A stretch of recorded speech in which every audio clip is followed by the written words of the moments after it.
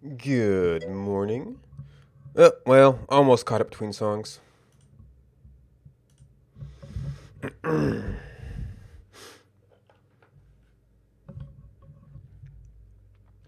Alright, so we've updated our client, so we need to go through settings again and then get all that stuff set up. Oh, and I need to get a couple things set up just in case.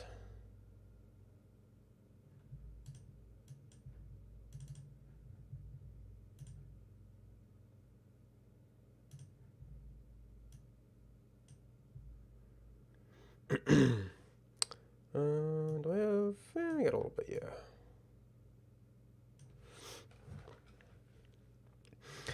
Okay, so...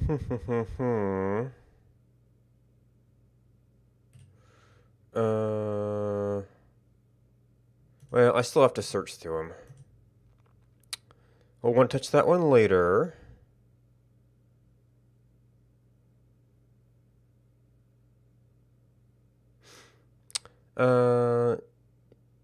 You can do that in-game.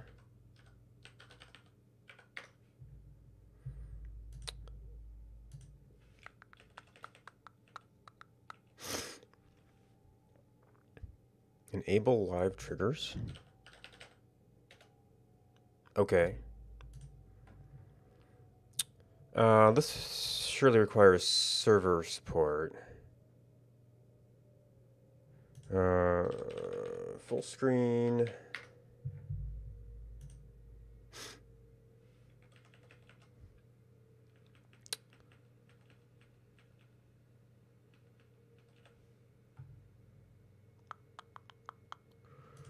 Don't need to bug the reflector.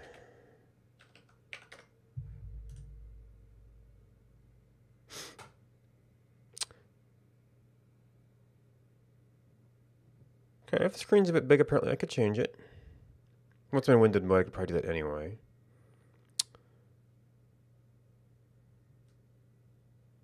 Ooh, tutorial done.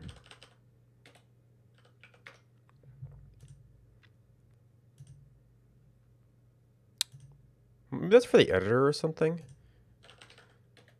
Yep. Use custom server.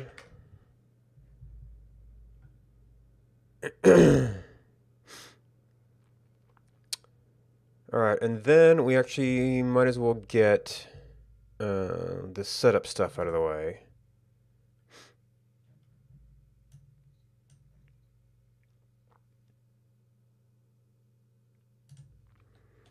A at b.c.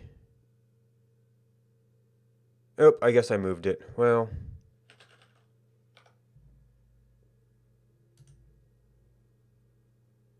It probably didn't save anything now, did it?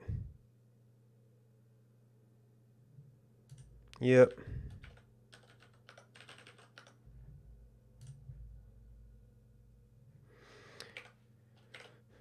Alright, now we can go into settings and say auto login. Oop, I double clicked, it's fine.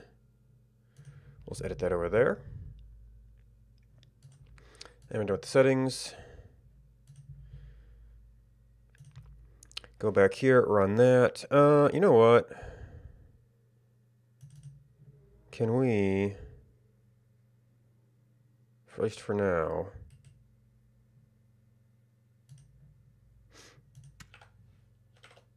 okay. So, last time we found some sprites that were little droplets. I mean, it looked like they were curved a little bit. So they might not be great sprites for what we want.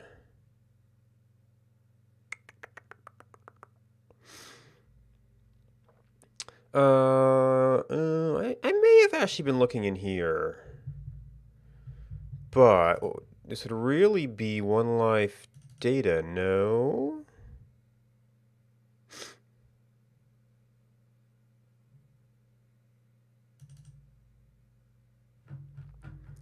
Okay, this is animations. We were looking at sprites.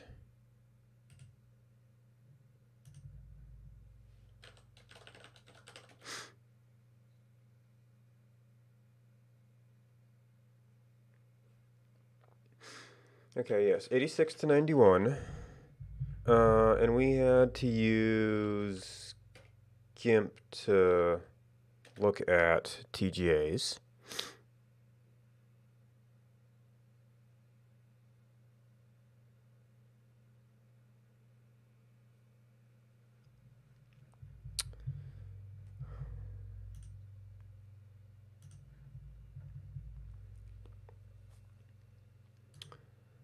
So, offsite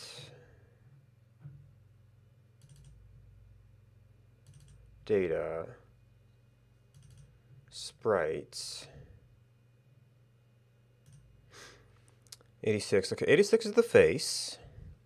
And these must be like some sort of offsets. I don't know why there's 3 of them.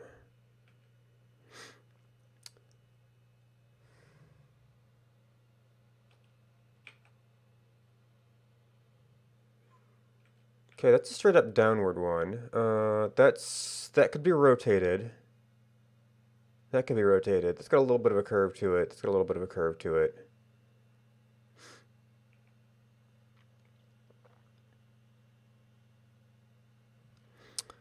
So now the question is,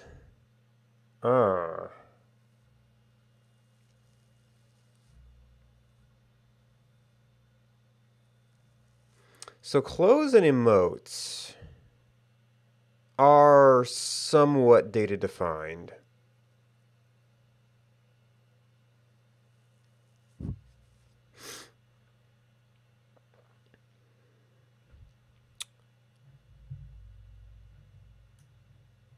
Uh,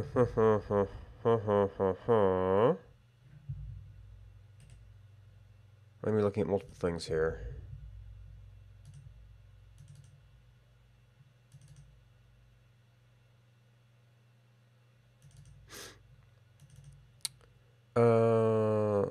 Settings.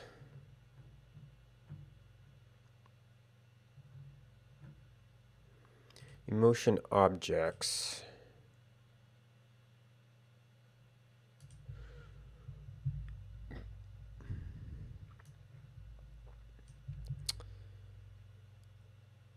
So in 1843.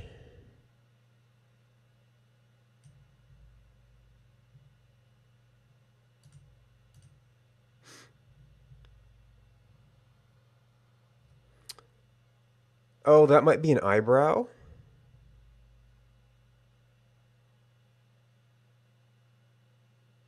Maybe it gets flipped. In 1839. Is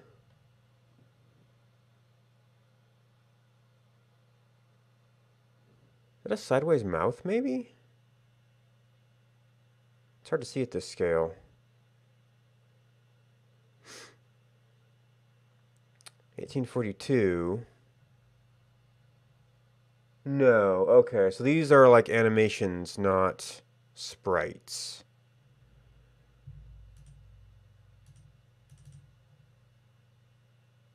Which are not images, but they might reference. Do I have a window for that? Yeah.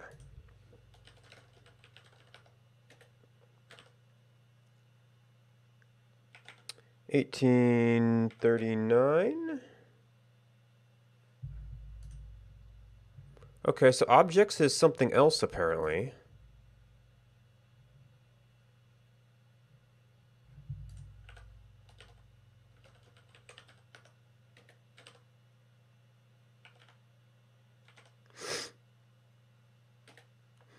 Anger browse, and then this will end up having some well, either animation reference that has sprite references or just straight up sprite references.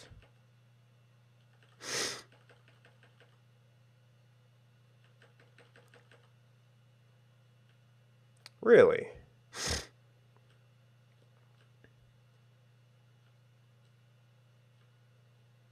Okay, Sprite ID 1903.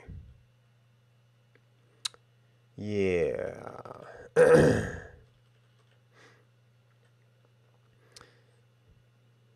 So he is doing a bit of database stuff to get to sprite IDs. So this isn't necessary. So he might still have some intermediary object stuff.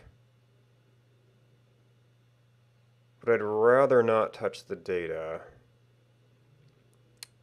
Alright, so we knew we were an animation bank.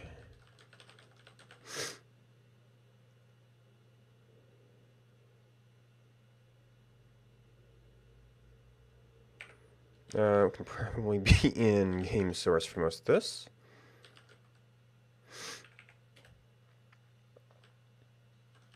And we were doing emote stuff.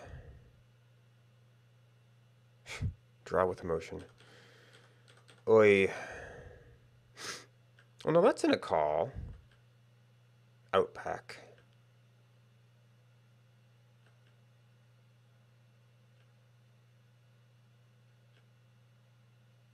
Huh.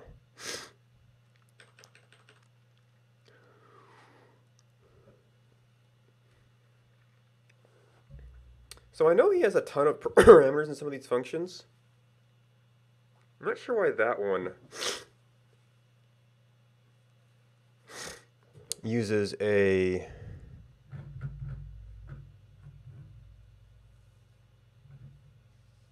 structure.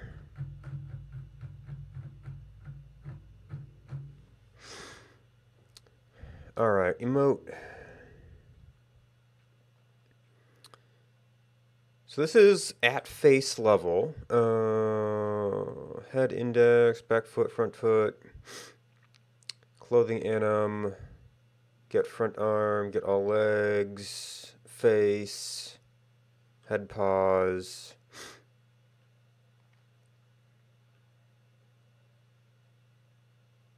Process frame time.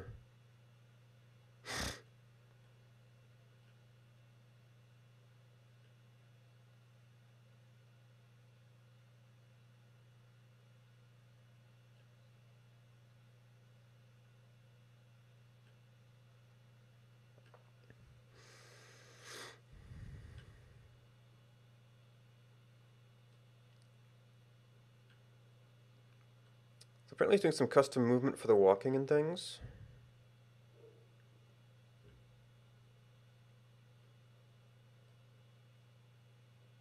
These aren't really... Okay, tunic, bottom, backpack, back shoe, front shoe.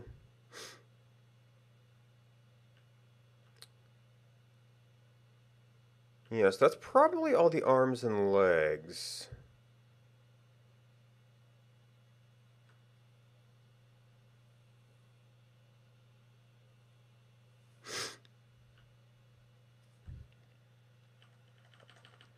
Oh, the other thing...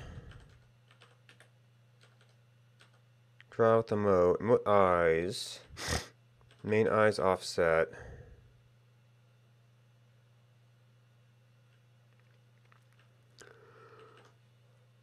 Ah.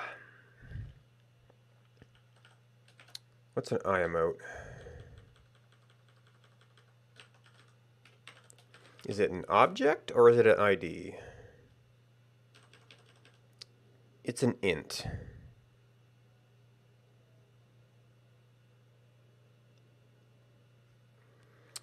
But that's an object.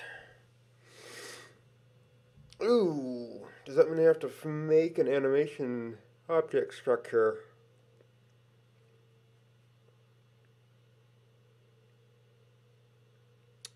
To draw that. Add base object to live object.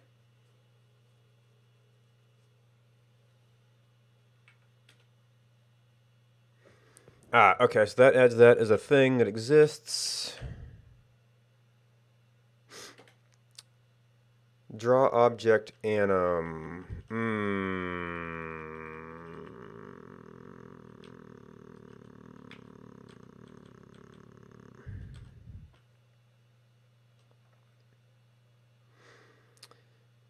Animation, anim layer. Well, okay, so there's draw object, which is a little bit closer to what we're doing. Get object, get the object ID.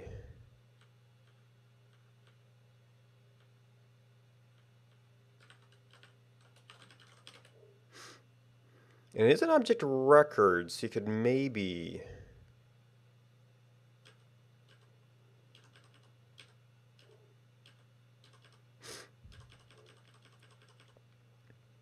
Object anim. This might be a library thing.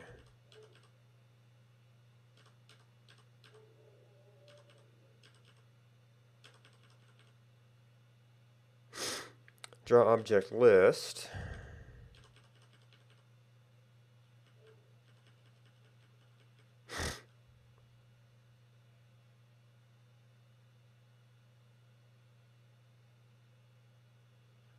Wait, is that a... Aha, there's a definition. Holding pause. Back arm, leg, ooh. Okay, that's very involved.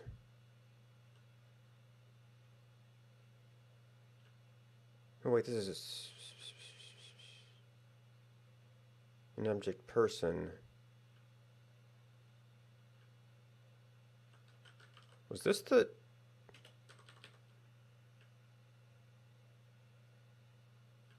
Weird.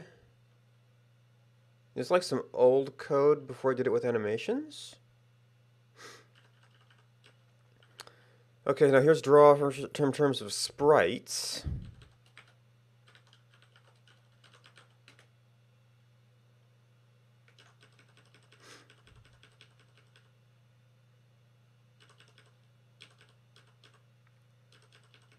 Draw sprite layers. Now I suppose, well, I drew a home arrow before. I could go look that up. Print report HTML. Generate caches.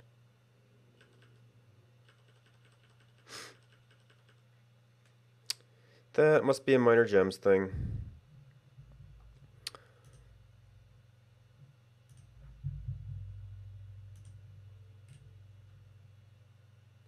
GUI. So at one point, this is going to be a ways back.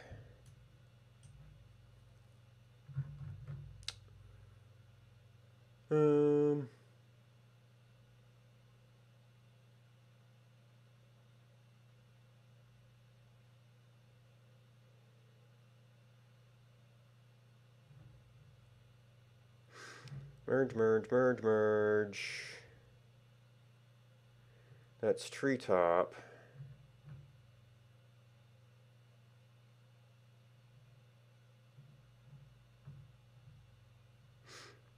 Revert draw arrows. Get arrow direction.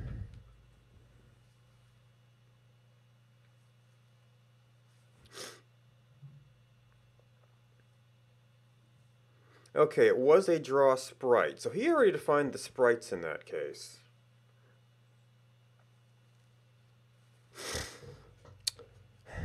Wait a minute. Baby Cry is a sprite, right? Yeah, so we do have a sprite. I just don't necessarily have it in a data structure.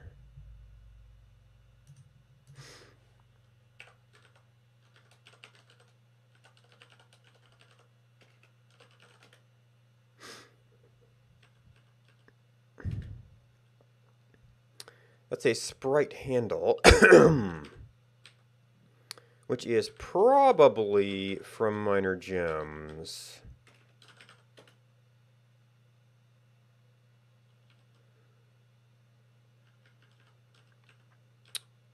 Static sprite handle.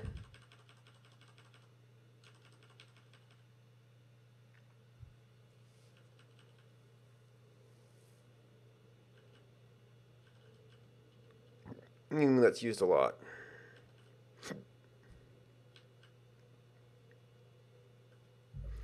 TGA file name.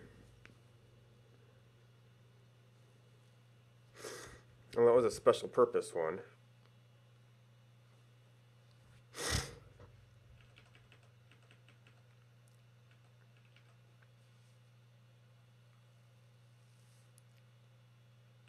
Say sprite handle.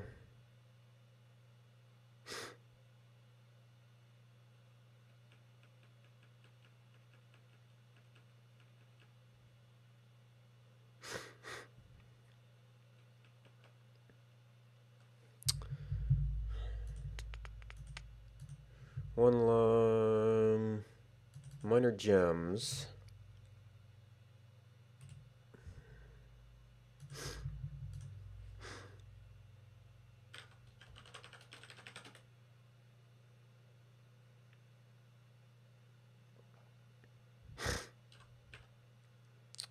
Sprite handle, sprite handle.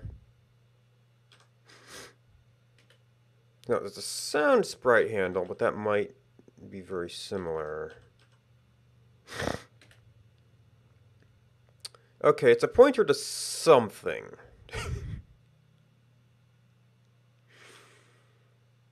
Since it's a void pointer, it's not necessarily...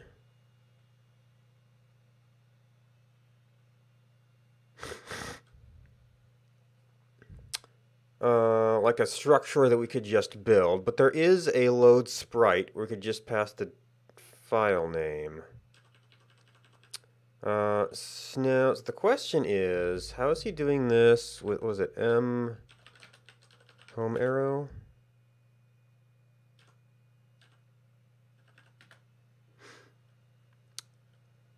Split and expand sprites. No, that's direct.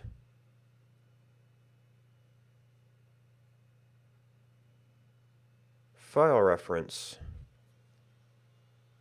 I guess objects are all done by some other intermediary means. That might even be in minor gems. But we do know file names.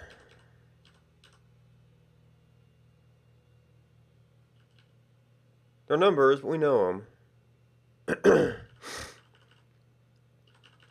And we know where... Ooh. Okay, we know where Living Life page loads them.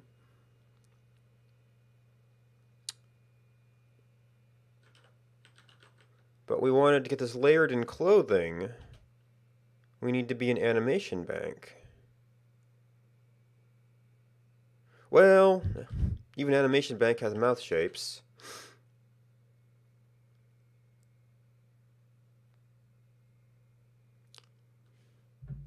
I never noticed a mouth shapes folder.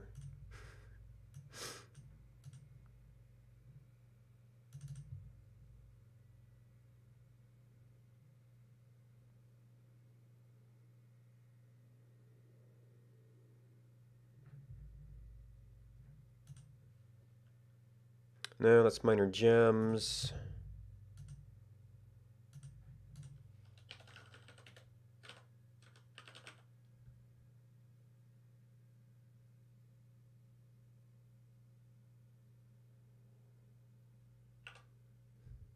Okay, maybe that's old code.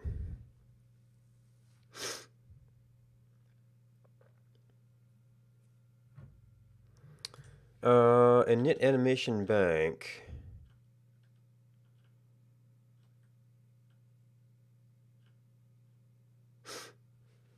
Mouth frame list.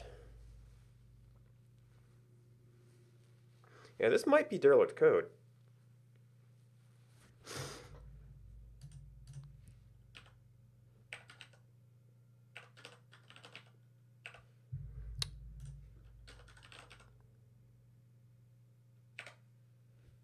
I don't know.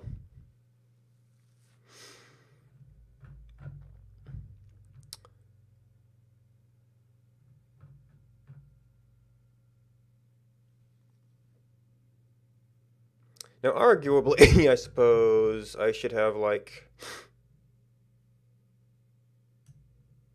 sweat drops in settings, but then that's an extra thing you have to move around.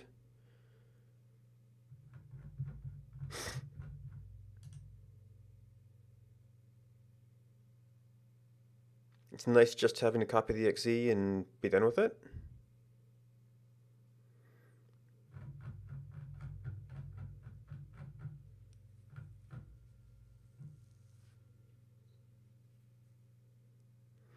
Knit animation bank step. All right, so this is a place to initialize animation bank. Knit animation. Knit animation bank start. It's called an editor. It's called in game.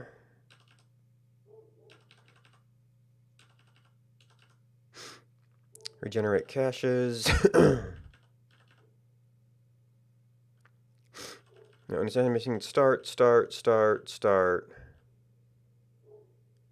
Knit animation bank step.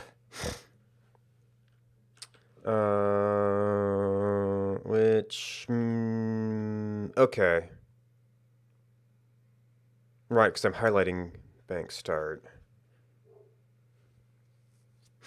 Is called there.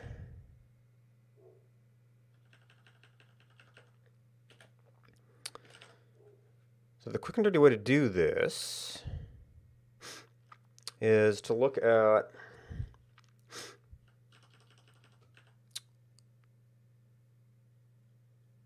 these are not multi-frame things.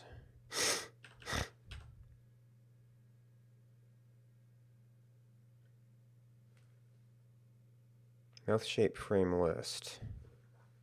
Oh, right, the sprite handle pointer, meaning it's an array of things.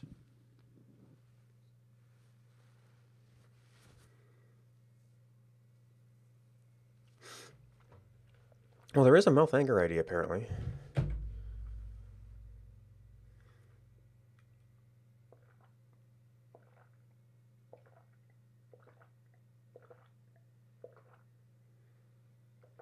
Draw mouth shapes.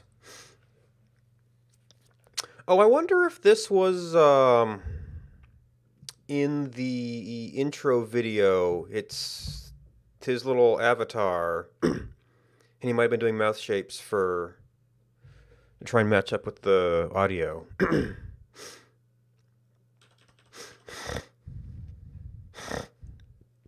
Because this is all false. Now we are going to have an array, but it's a known size array.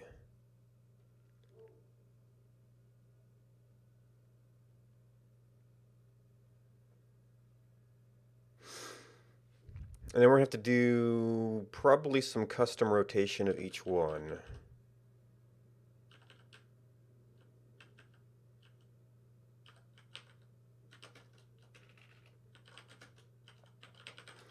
Static sprite handle.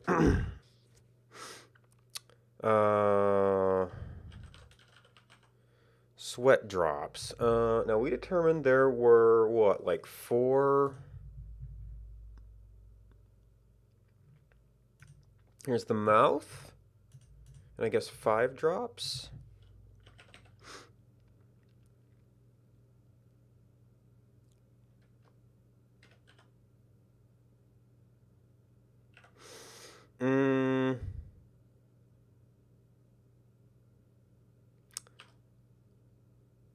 Now I suppose we could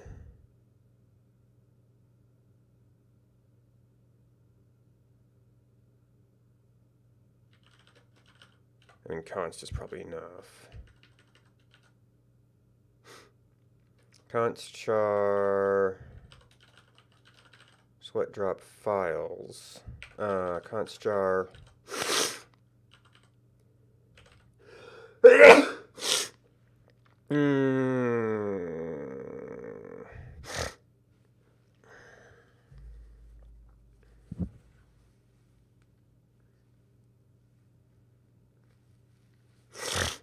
And I think you can do, it's been a while, literal arrays. Oh no, a const char, it's actually a const char pointer of that. And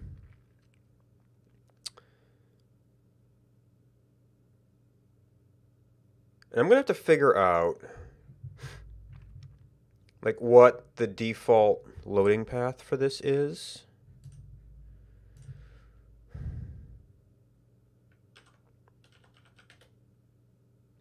There's one left data. This is originally a search in sprites.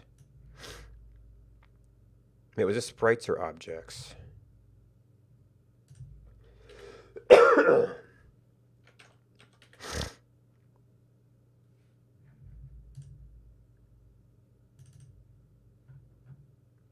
This is sprites.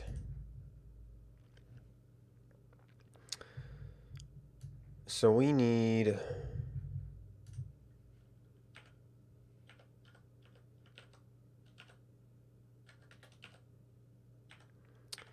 And I'm probably going to have to put sprites on this.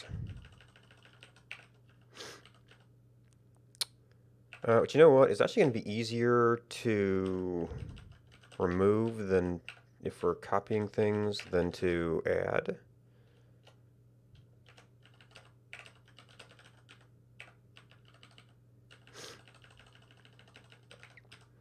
'89, 90, 91, and you're a double indent, aren't you?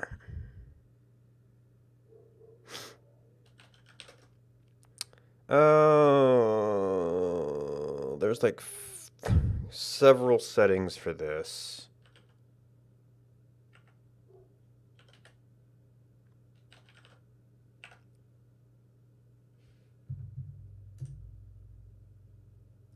Like one's tab, one's indent.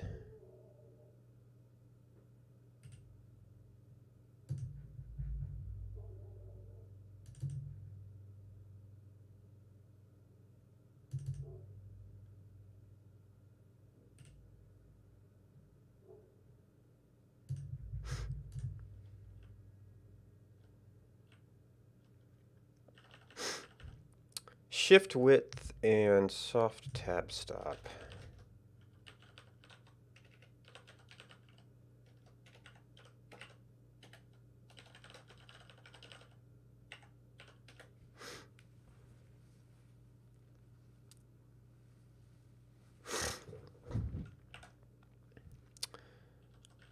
All right. Hey, Obs. Yeah, it's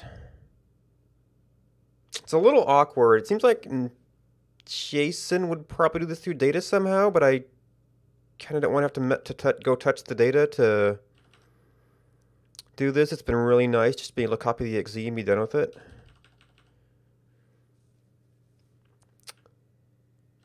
So that's a folder. Child files.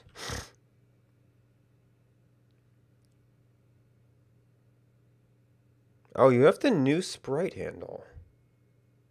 Oh, he's creating the array for the number. Okay, that's actually the array.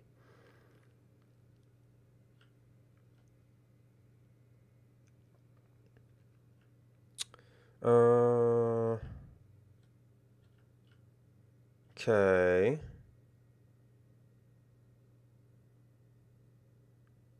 Yeah, I'm rusty on my static versus const stuff. I think const would be enough if it was...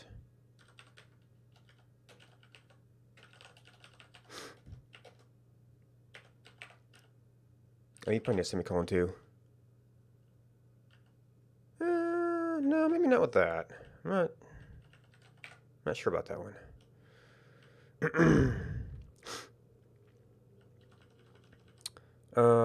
Get full file name.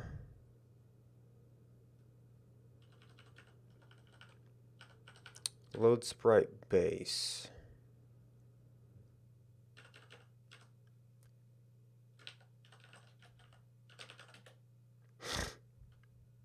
Oh, this actually is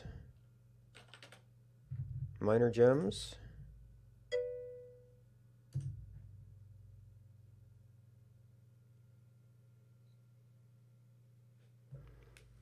Yeah, that's what I thought.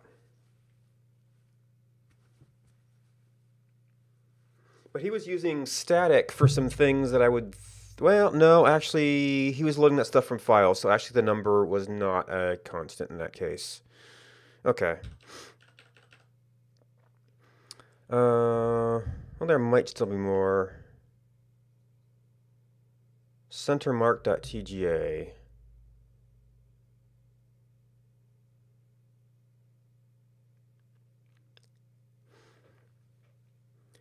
Instances of a type.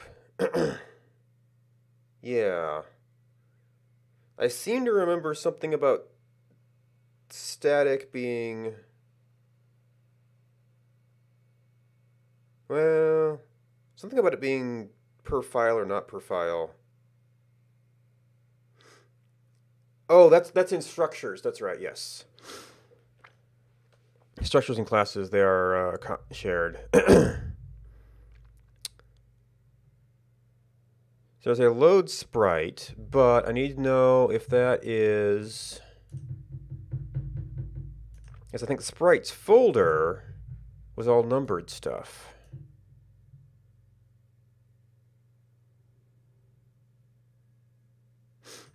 So where are the named sprites?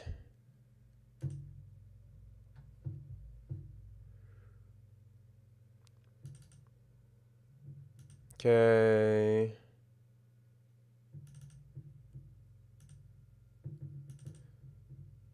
Are named sprites maybe in the game source versus the data?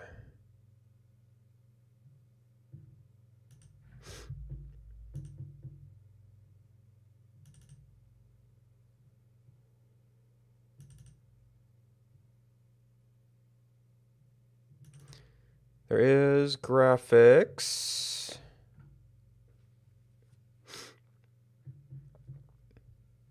Slot placeholder. Also, why? I mean, I guess there's reasons for this view, but...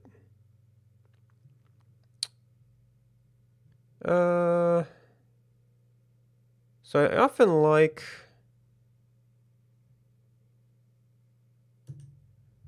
details, but these are graphics. Slot placeholder.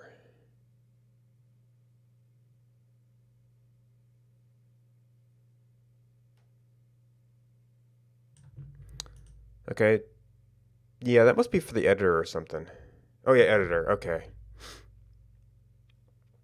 So that's going to load from game source graphics.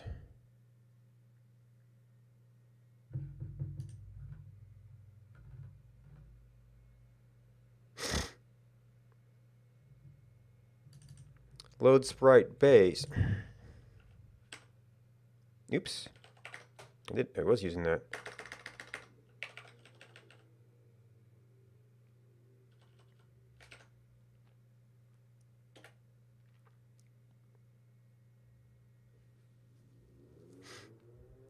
Auto sprintf.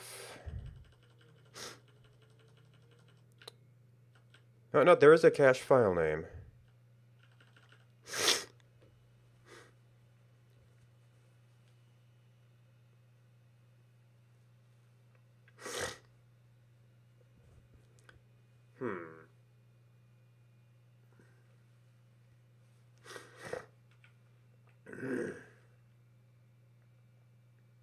So he's got a... Oh, and then he's doing stuff with it here.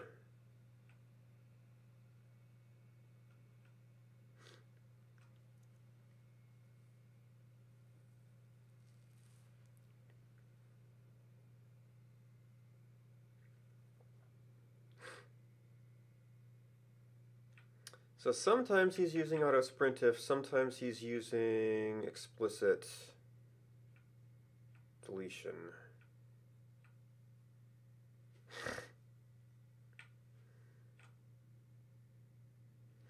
Well, I guess our local example.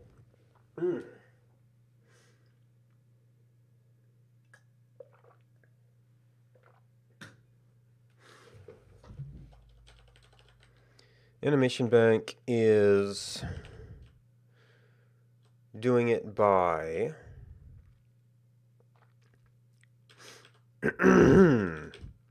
file name, get full file name. Oh, these are file objects.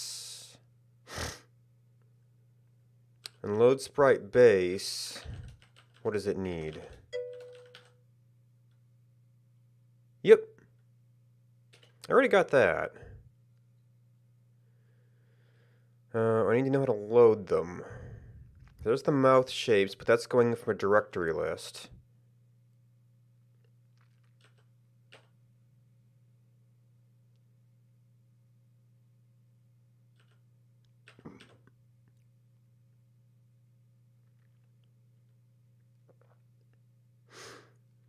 That's cache file name. Oh no, this is cache file name is autosprintf. Then we're loading that. So it is relative. That was the question I wasn't sure about. And I don't need to do super dynamic stuff. I mean, you could integer loop that, but this is relative. Well, how does this end up in the actual game here?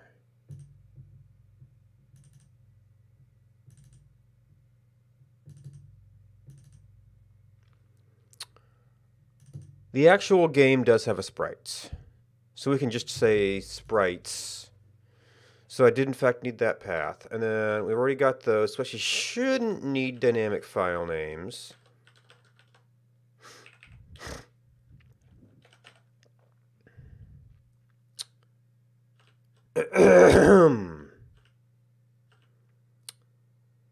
We just need a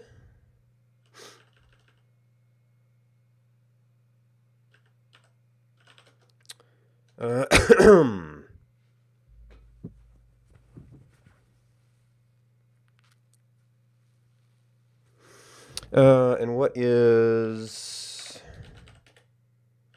the local style here?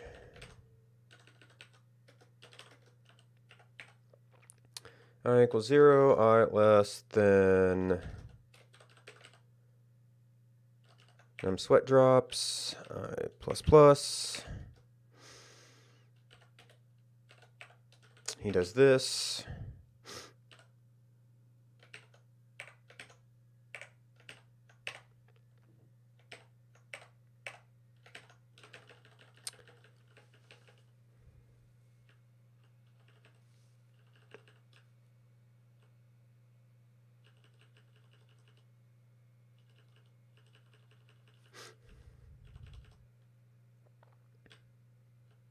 Wait, does that not actually call?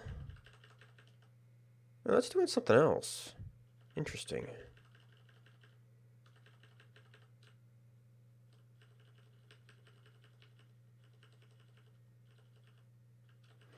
I'd swear that I was looking at this precisely because there was a load sprite here. Oh no, there's the mouse shapes. Is this animation bank start? Did I end up in the wrong function? No. I guess I didn't go up far enough.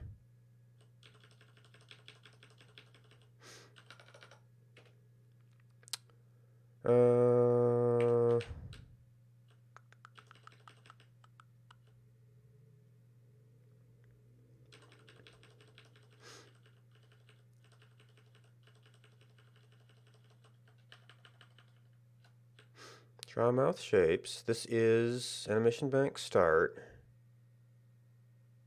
Sprite handle. Load sprite base.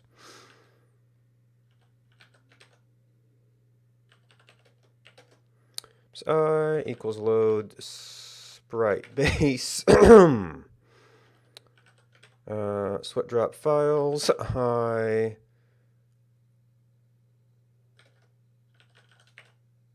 presumably this is false, but I should probably find this function and see what the heck that means.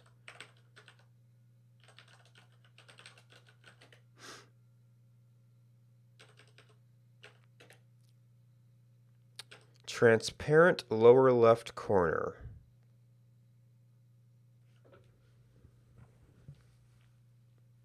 Well, I mean, I would expect mouth shapes to have the same kind of transparency as this. That should be an easy flag to flip.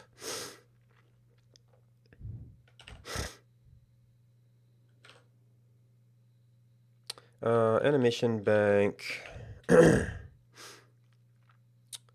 Now, did he ever do something to clean this up?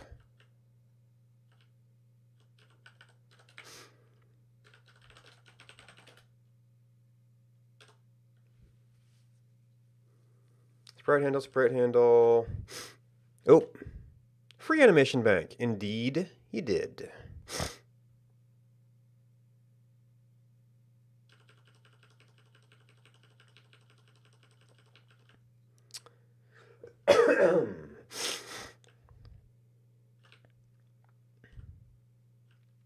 Oh. And apparently there is other stuff we're loading somewhere.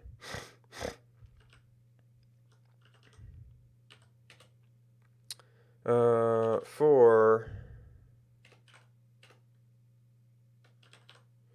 int equals 0, I less than num sweat drops I plus plus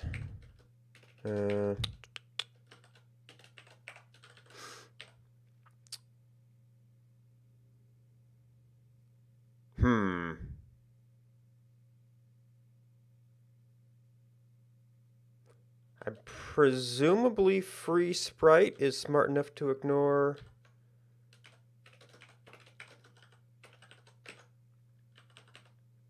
Now that was an entire allocated array, so it didn't need to be zeroed.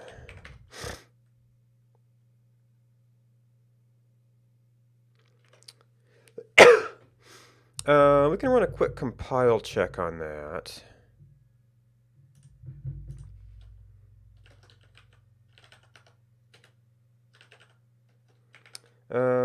And copy to, this is game source.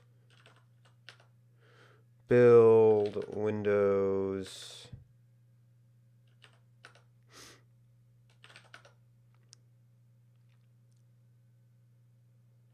This is a Unix shell.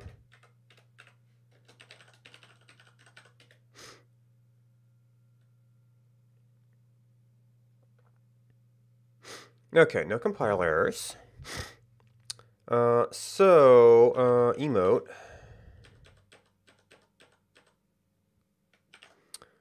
Ooh. I think we have access to the object here, but first thing to do is just draw something and see if we can draw something. Draw object anim. Emotion, eyes index, mouth index.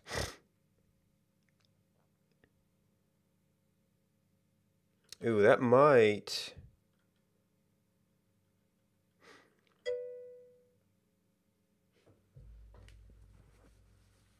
I mean, I don't think there's anything gonna be... Well, I mean, it might be nice to have like an animation that's kind of like falling down and fading. And then I could control that programmatically, but that once again gets into doing data that I don't want. I'd rather... It just kind of stays easier for me if I only have to mess with the executable.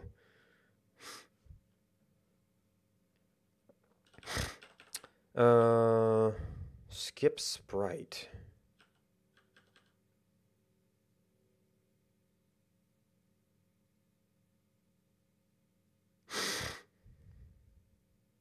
Oh, that might be the regular mouth sprite.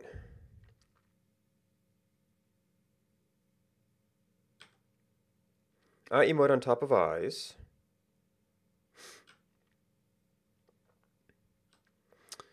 Mouth on top of head, but only if there's a moth to be replaced.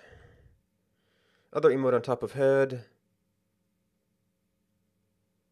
Yeah. Oh, that's the draw sprite. Okay.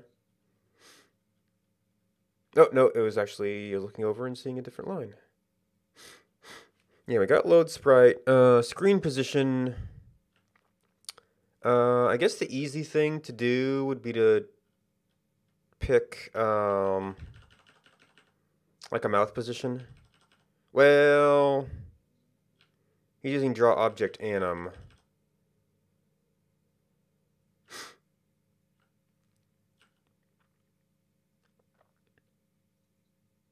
Although maybe it's specifying all these parameters.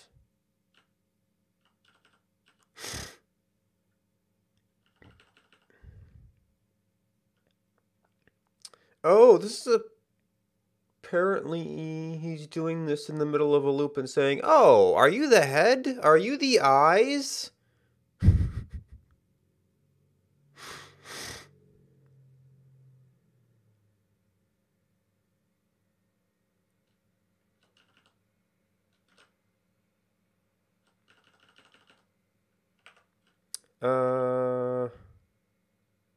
This does not happen for head index.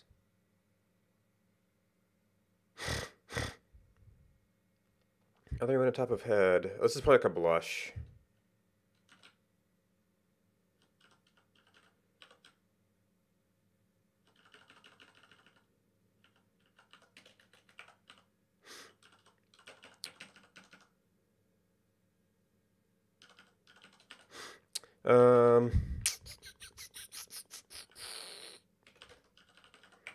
Alright, this is not dependent on draw with emote. We could probably find other conditions for that.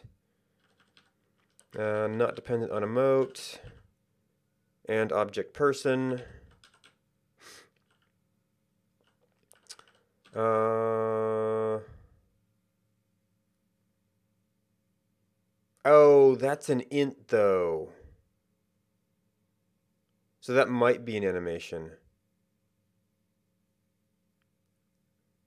Yeah, that was the object ID. Which, unless Baby Cry also has objects that are unrelated or Well, it would have to be some sort of ID 86, right? I guess 87.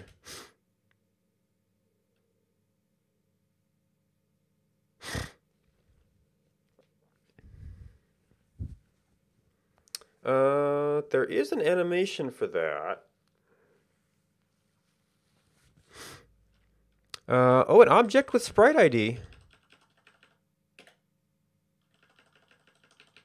Now this is probably going to specify... Ooh. Specifies an awful lot of stuff.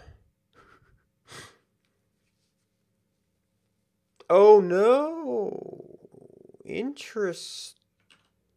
So it's actually direct reference associated sprites for that age?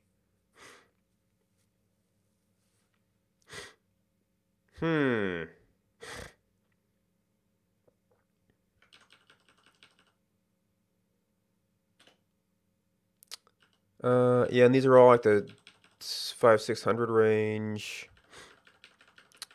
Huh.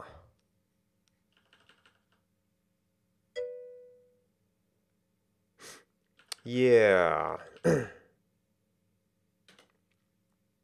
there's an animation, which is also 87, which could be confusing things a little bit. But we can't use draw object anim unless we define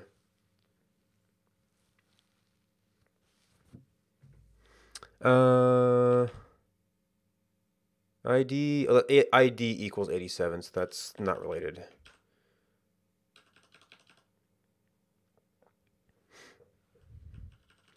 Yeah, we want sprite ID, and that appears to be all our people.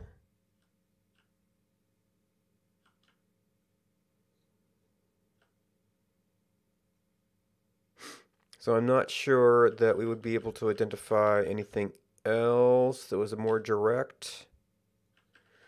Just a baby cry thing.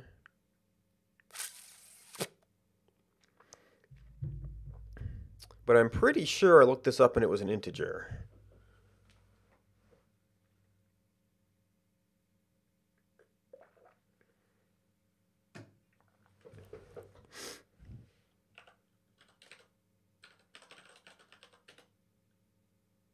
Yep.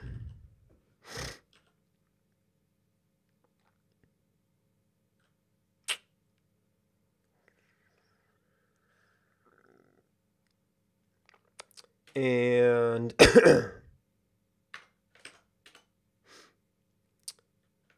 and that gets set. Where does that get set?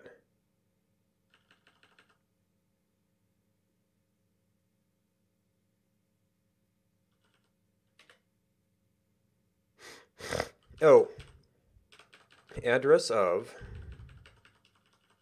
Oh, and this is per emotion.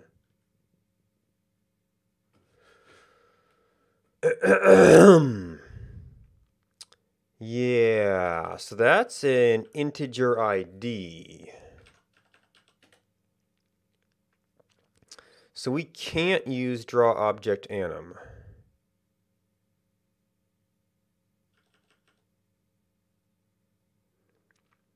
Clothing fade target anim fade target anim time. And there's a whole bunch of parameters here that hopefully we don't need. Anim head rot data. Oh.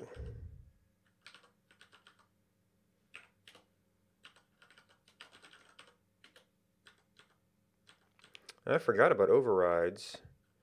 There's packed, yeah, object ID. Pack, in object ID, in object ID, in object ID. Yeah, this is a sprite, not an object.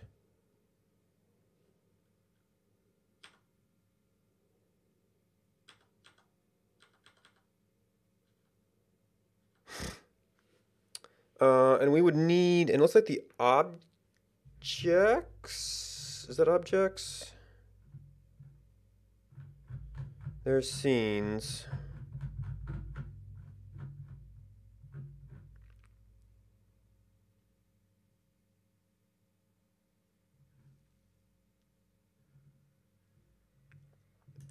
These we think are characters.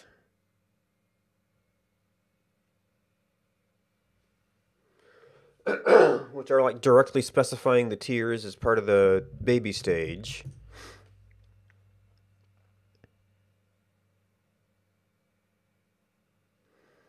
Frozen rot time. So we might just have to start drawing stuff and then figure out what kind of adjustments we need to make. Yep, we're in Animation Bank CPP. So, what is, oh, we have a variable here.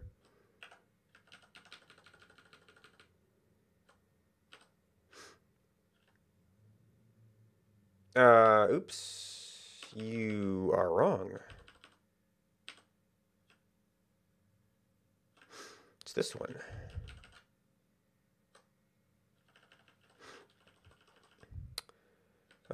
So if we have a sprite,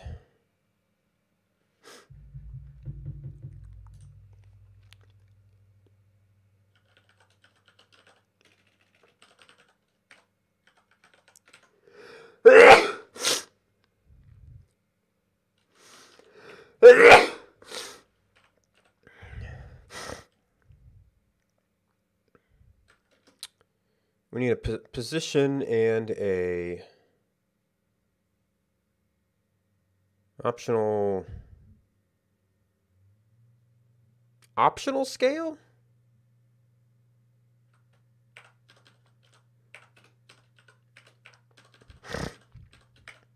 Does that mean it can be null? There appears to be multiple overrides of draw sprite as well.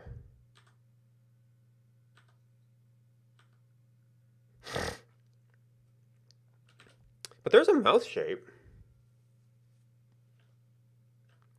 So those actually showed up somewhere.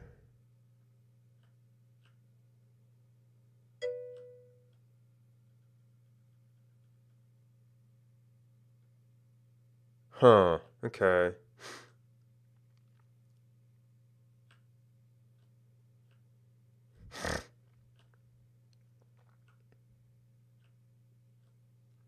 I thought mouth shapes might help me tell like where the draw mouth shapes, mouth anchor ID. Oh, that's...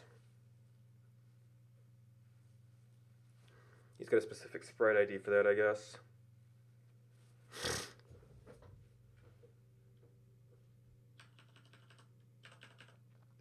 Well, rotation's going to be useful.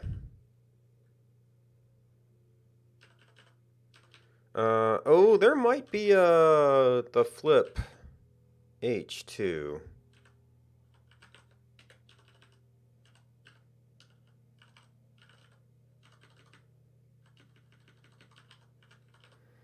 Of course, I guess the problem, yeah, I am going to have some sort of object. Yeah. If I'm going to like have these like kind of appearing and fading, then I'm going to have to track their positions.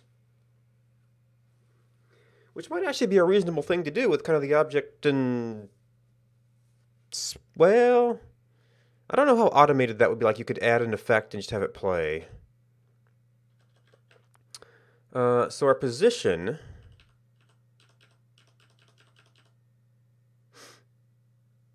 okay.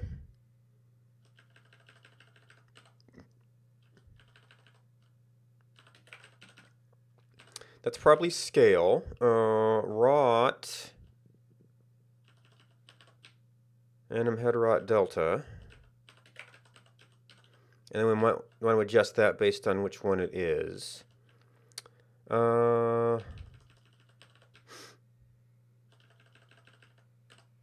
In flip H.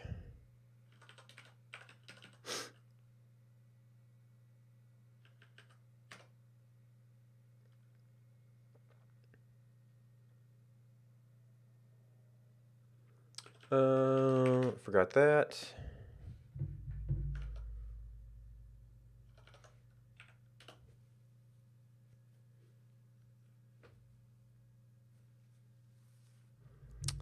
Okay.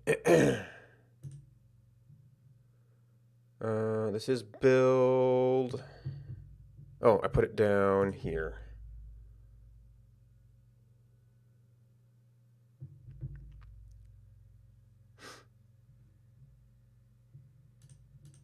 Well.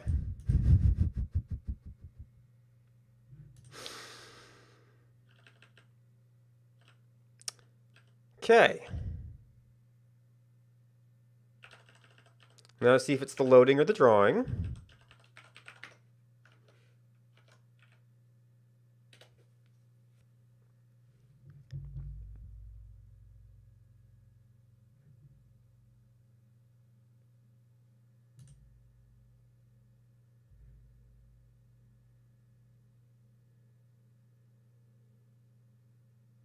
Okay, it's the drawing.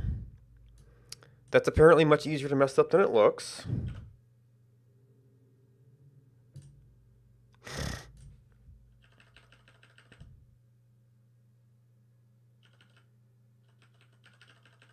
Oh, I've used I. Oops. Lost my 0 in translation there.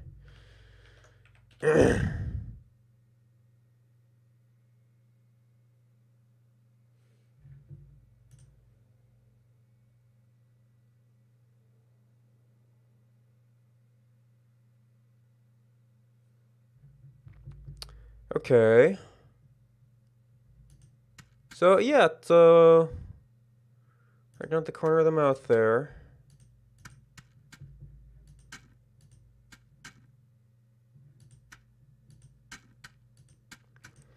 Yeah, so this one's going to be annoying because we're going to have to track positions and effects, which, I don't know, that might be easier to do with...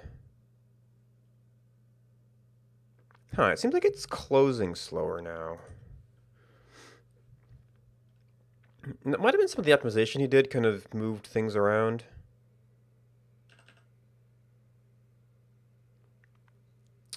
All right. So that one was actually kind of okay. So we have the ability to draw something.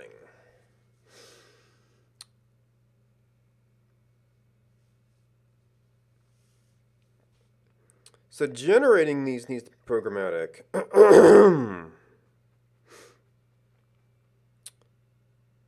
But I'm wondering, yeah,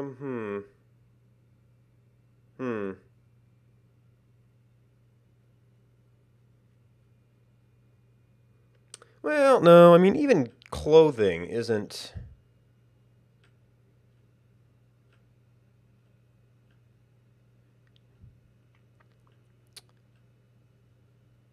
And emotions actually don't really have any animation to them.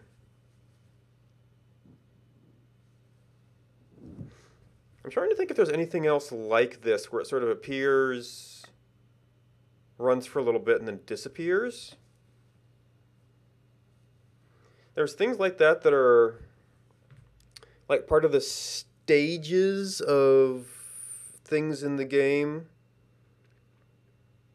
And like fire will burn at different sizes. The dead bodies will have flies for a short time. But like a pure add-on effect like that?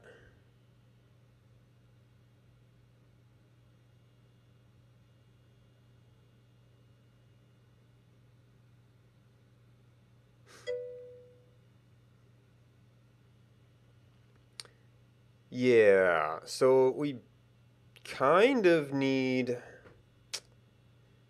Yeah, this could get ugly because this has to be ideally per character.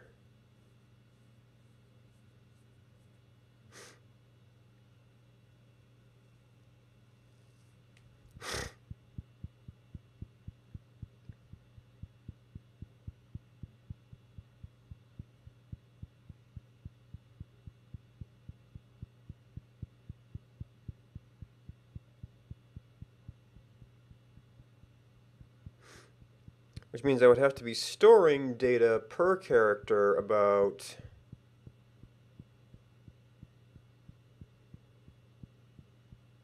where the little drops are. Well, I mean, I guess if there was only one set of things, that wouldn't be the end of the world.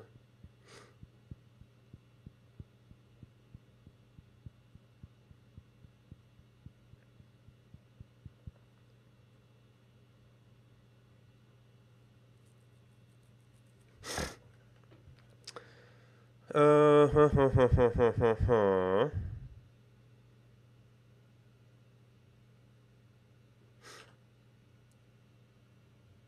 Live animation triggers.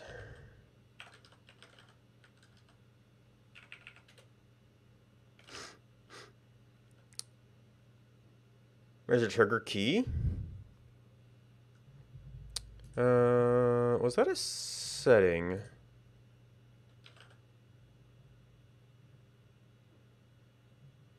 Yeah, I thought I might have seen something like that.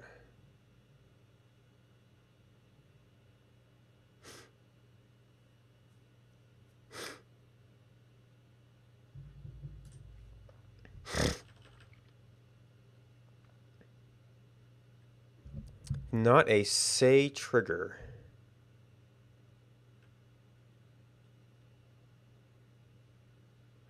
Enable live triggers.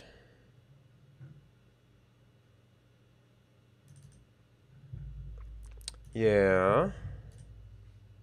Oh, this might be for him, like, doing his little videos and things.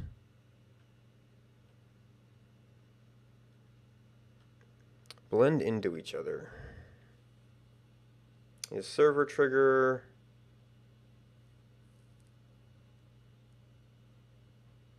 That's a server trigger to do something.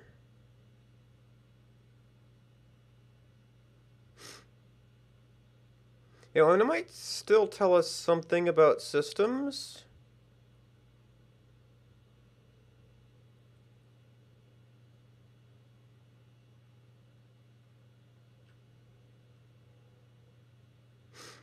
Server trigger, say message.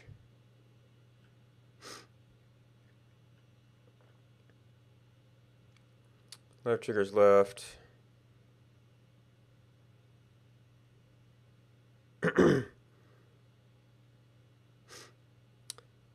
Well, I mean, I can imagine this being used for, like, you know, the back and forth scenes, and you know, kind of stepping through, you know, saying things and actions from from the whole trailer thing.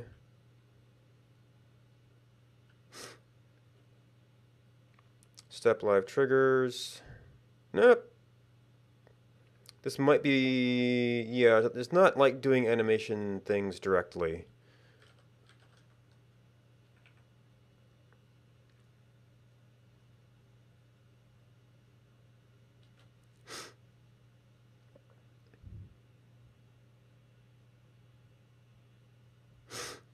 Hmm.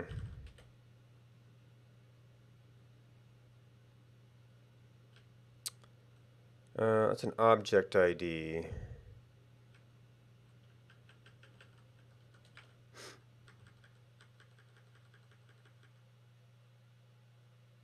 That's never, well, it might be called from somewhere else. But I'm wondering if I could, like, do some generated positions.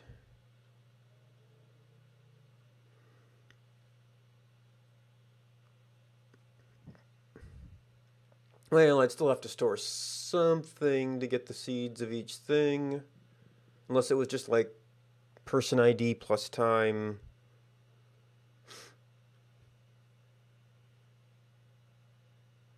Well, no, the plus time might have to go in somewhere else.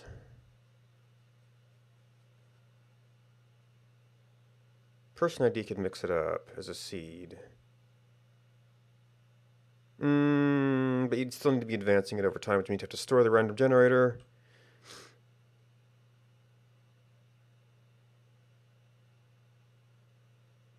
If you wanted any kind of persistence effect.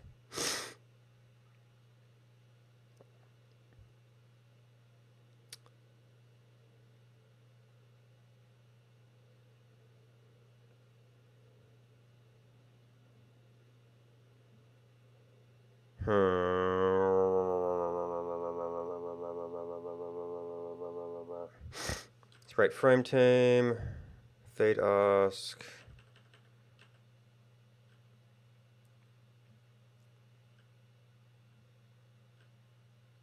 This might be for like the walking or something.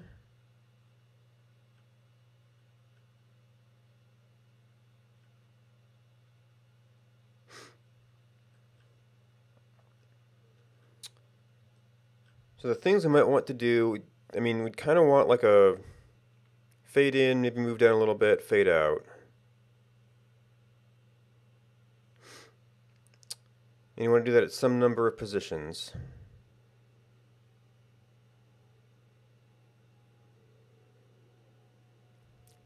And you'd kind of have to figure out what positions made sense for the body.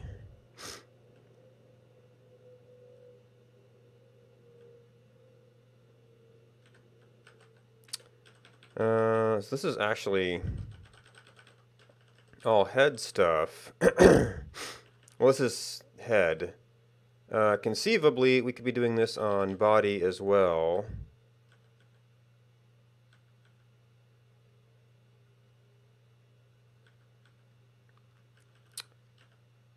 And it would be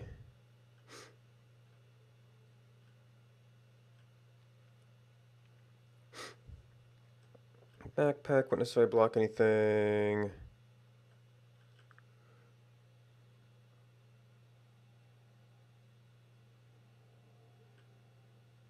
Under top of back arm.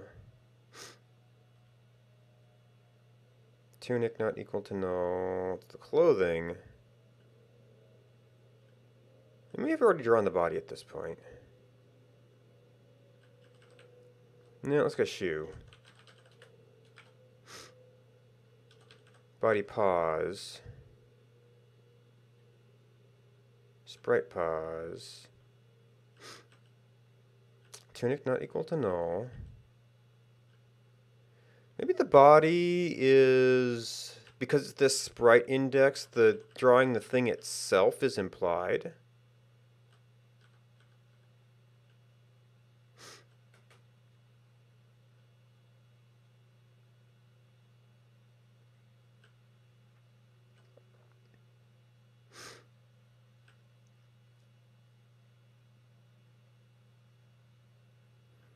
Edge body offset.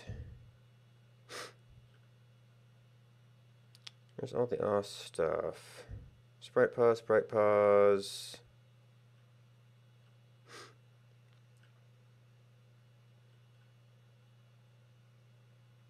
Sprite pause.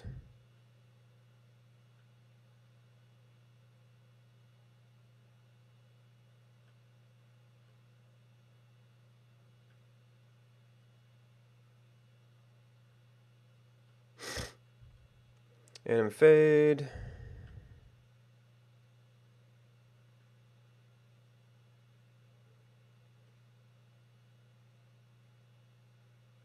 Sprite pause, sprite pause.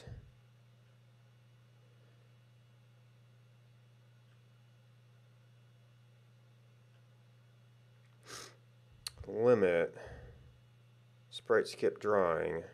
Sprite visible at age. Oh, okay.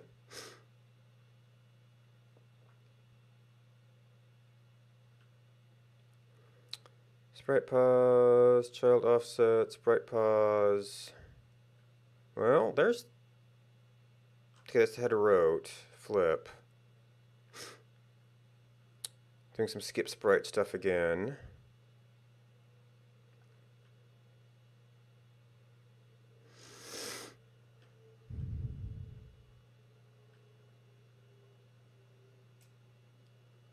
Not skip sprite, back foot index.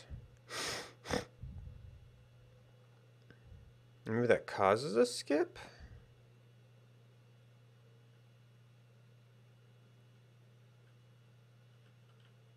Well, no, because now we're getting into, like, backpacks and tunics that have to be on top, right?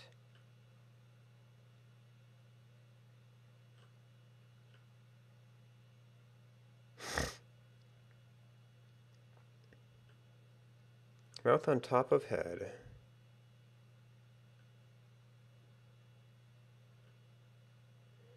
Oh my gosh, there's so many draws.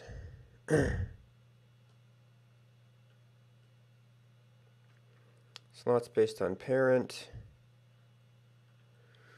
Okay.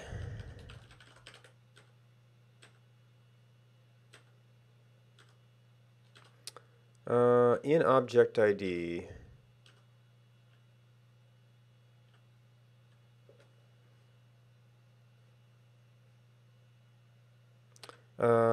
What function are we in here?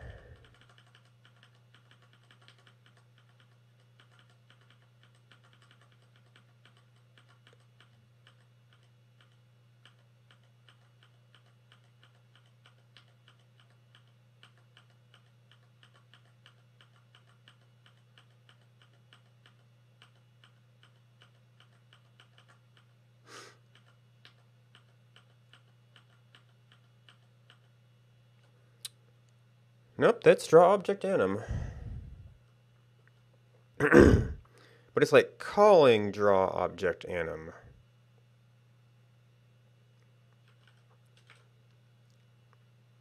Clothing, clothing, clothing. Draw with emote. Shoe, hat.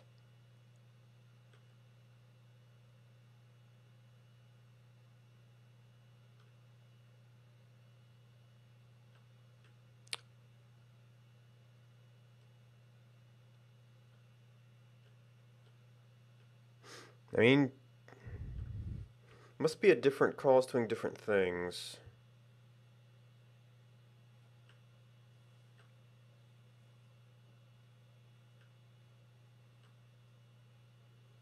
Yes, that's doing some breakout.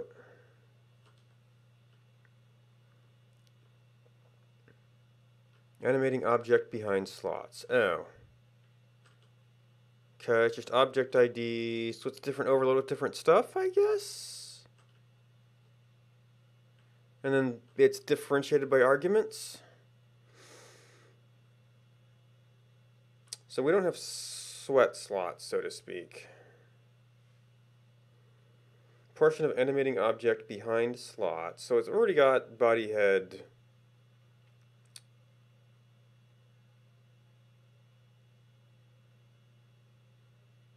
Sprite there.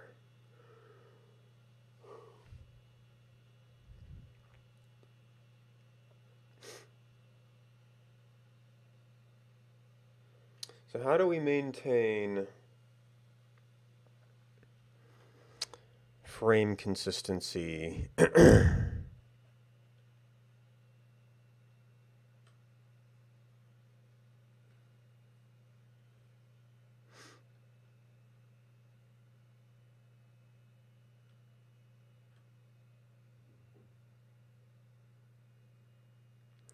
A simple version would just be to draw more based on some sort of seeded random.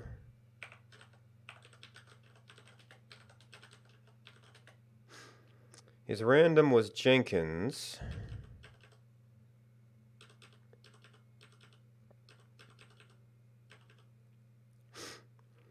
Rand source with some seed. So if we reseeded a position source, it seems a little wasteful, but we could do it. Reseeded a source with like object ID. Well, that might be the same for every player? I don't know. For every model. You could use that to get a consistent, first, second, third drop.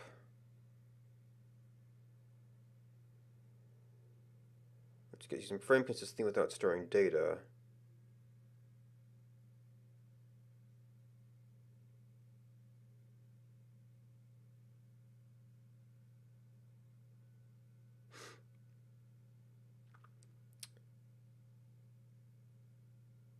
And then, well, I guess the other thing we have to prove. And I thought we determined this, that we had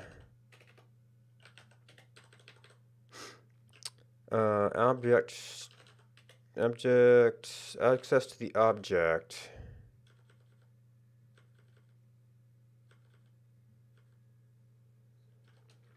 In object ID.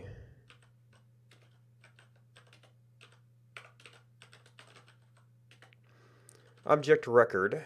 So we should have an object at the point we're doing this. And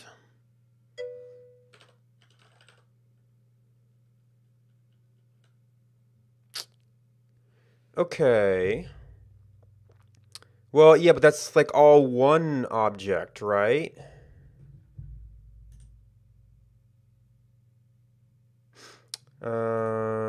So that is game source. That is also game source.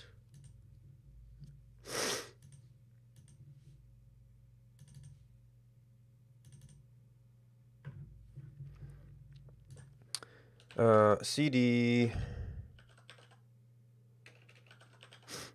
objects.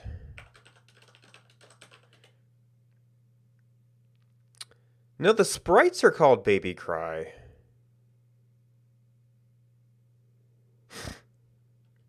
Really, 4.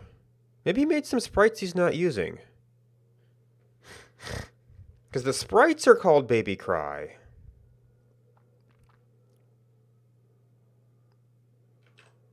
There is a... that's an animation. In objects... Well, you know what? I searched for... we've got the person. And there are so many of those that it becomes hard to...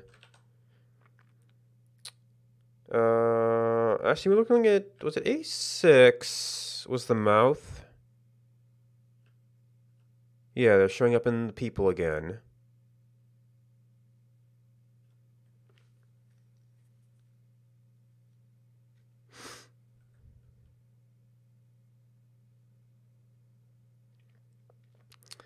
Yeah, so I don't know how from a data file perspective to track down what object that might be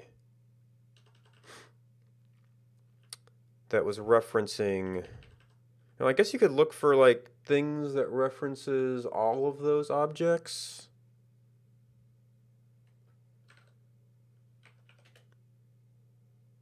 Yeah, there's 1007 again.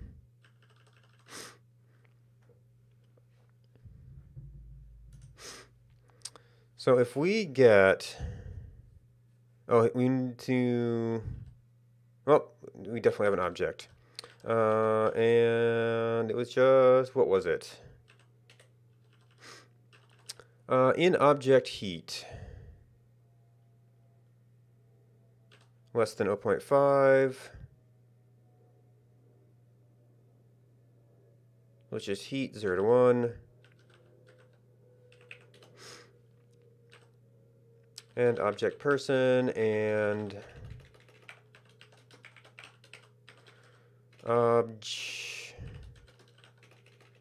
heat greater than 0.5. So we can double check this. These are different objects. Uh-oh.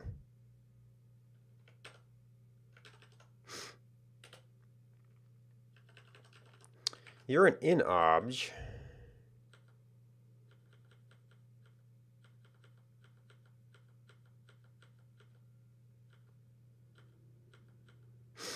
It's apparently way the heck up here somewhere.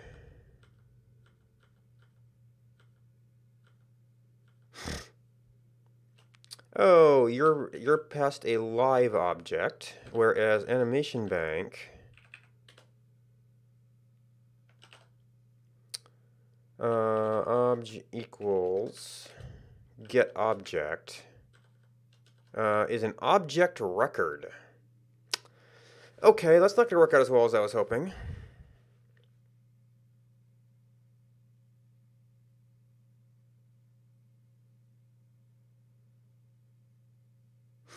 The animation system doesn't have access to that.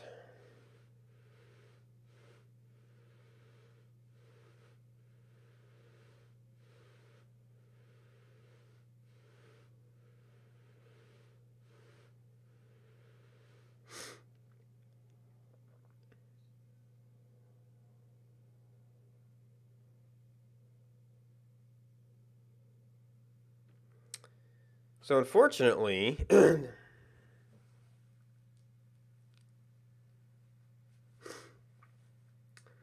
the easiest way to do that as a mod is to do one of the sort of global variable hacks that change the behavior of the function,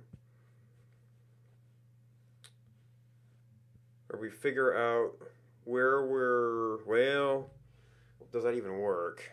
Because we have to know that we're a live object when we're drawing that thing. And it might be just draw the sprites. However, I need to refill my water, so I'll be back in a few minutes.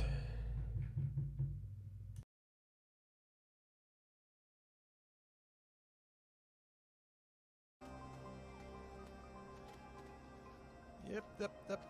Ah! Well, I can at least try to get near to the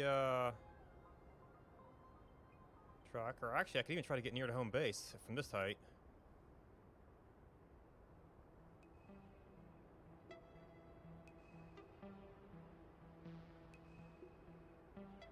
See, you got to make that body retrieval easy. You just put it right along the path, pick it up on your way back to the truck.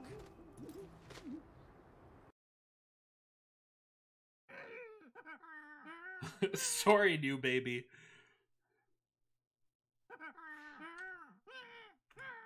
We have Max, baby. Is a thing that allows you to convert polluted water into regular water. So this big pool of pea water, basically, is what we use for the main water of our base when necessary. We do have 3 coal generators here as backups. We're only down to 9 tons of coal. I actually didn't have a natural gas geyser that I could find on this map. I explored the whole map like crazy, desperately looking for a natural gas geyser.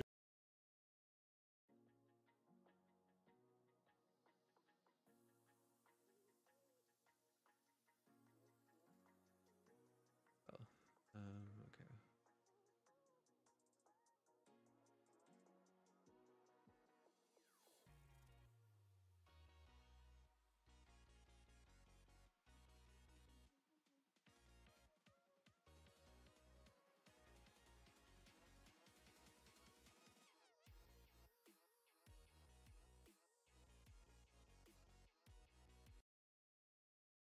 But I like, I'm the kind of person who likes to max out stats.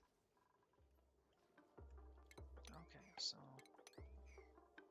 I must not assigned that one before, and this I messed up on. Okay, oh, we're not at full speed. There we go.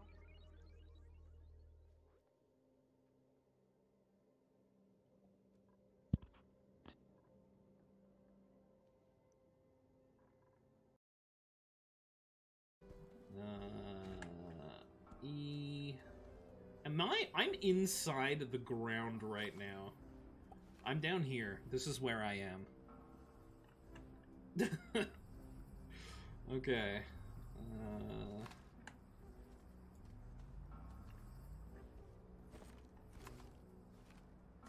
Oh my god.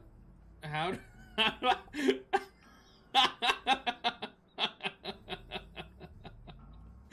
Don't worry, guys. We're ready to go explore the planet now. Oh shit, this is all... Welcome back. Alright, well the Shiver was setting up a position to draw the thing.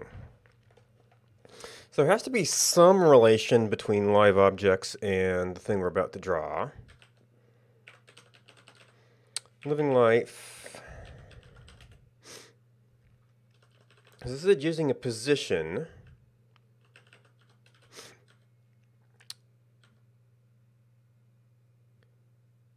Person pause equals person.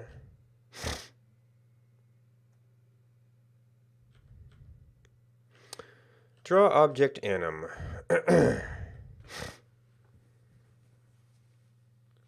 Display ID. Horizontal rock count used.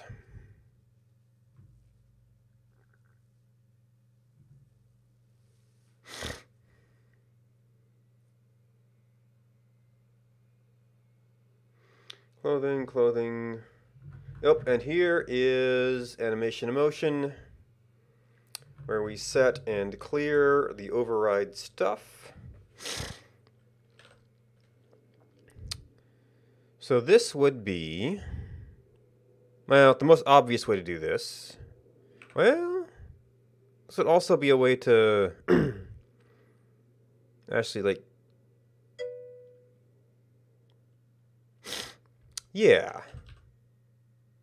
I mean, the way that we're kind of passing in an emotion object means we could conceivably store per live object sweat drops. That starts getting into, well, I mean, maybe one field in a structure wouldn't be too bad, maintenance-wise.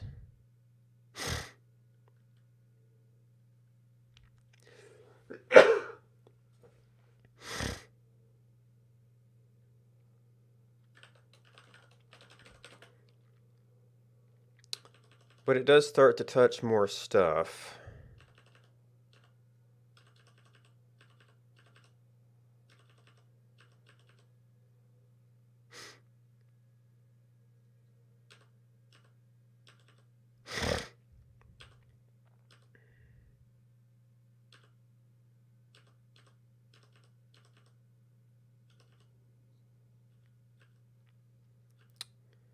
Live object.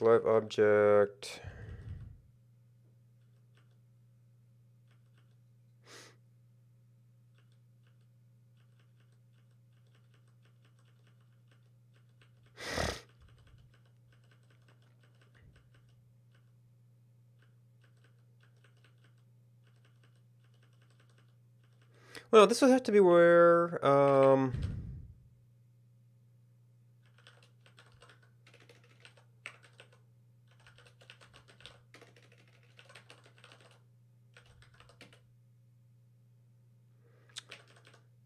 editor scene, living life page.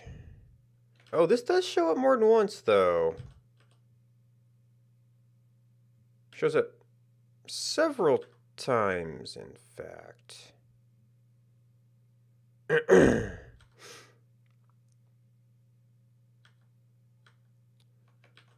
Okay, baby object. Okay. Why are we doing this 3 times?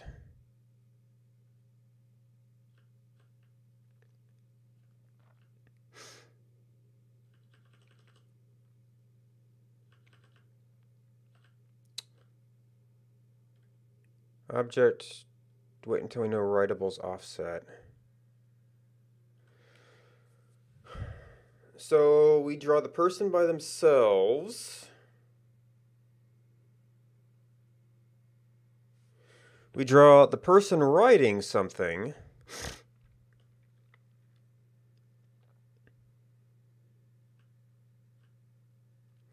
And we draw the person being held as a baby.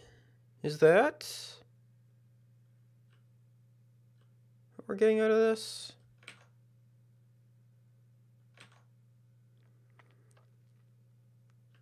Writable object.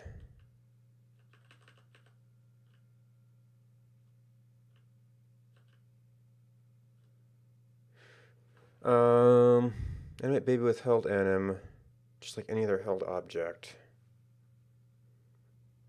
Oh. So it's not like a baby is being just position matched. You like actually remove their object and they become a held object.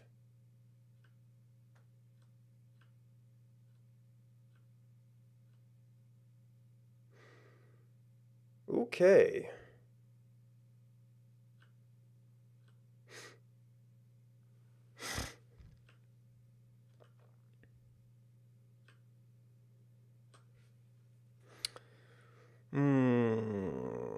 All right, so we were looking for, would it be a type def?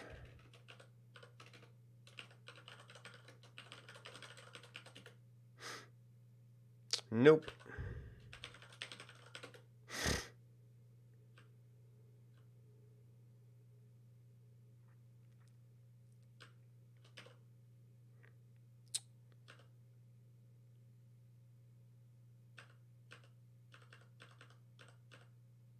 Live object. Okay, type def something else live object. Right? Oh no, type def blah blah blah blah blah blah blah blah. So it is a living life page thing. Type def struct large object. Okay.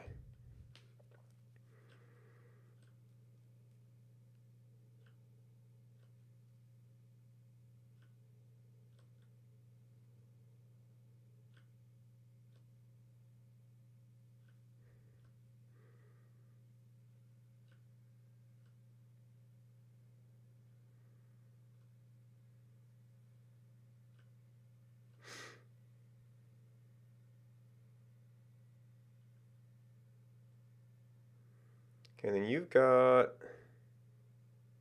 the heat. It's the simplest thing just to pass down the heat.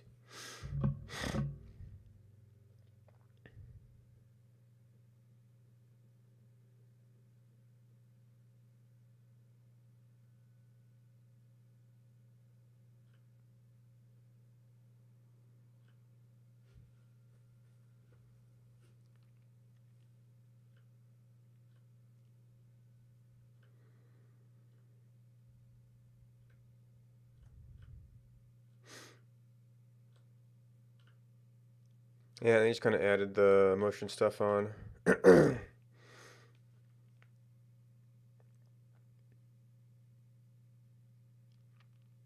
I don't think memory compatibility with the base game is going to be an issue.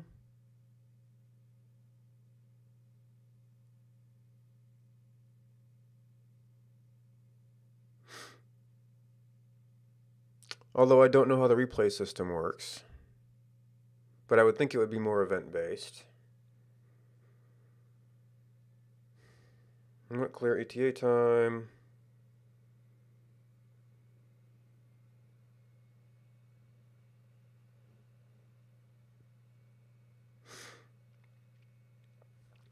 Arguably, this could be variable.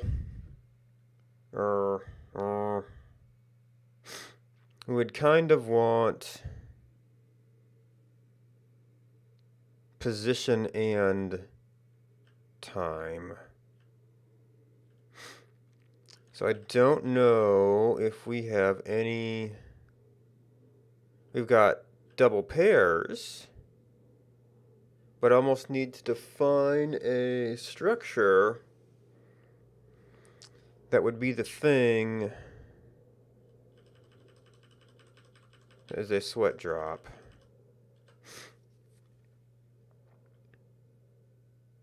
Well, how far can we get with just heat?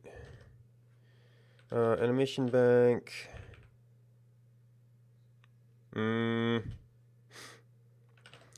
guess that means we have to actually do the H file.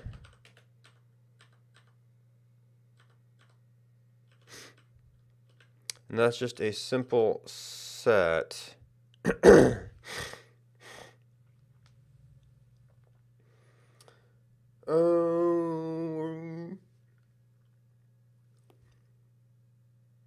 In theory, everything that's a person should have a heat.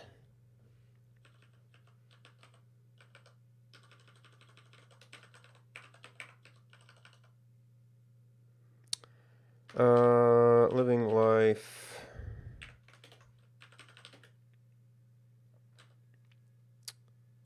Arrow heat. Ah, that arrow heat. Okay.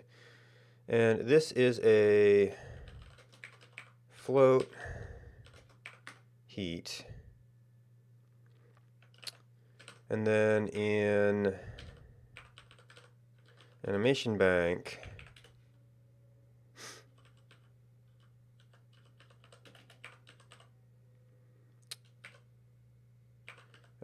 we have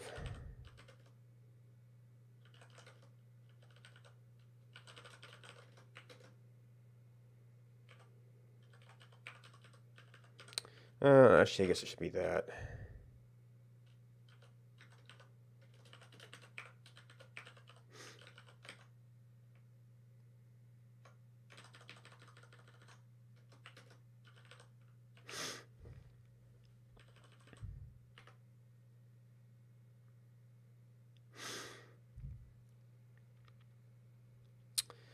Hexabound.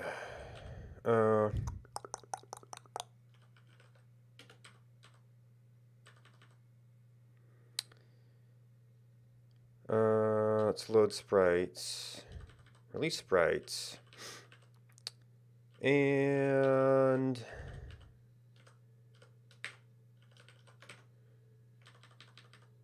draw with heat greater than 0.5.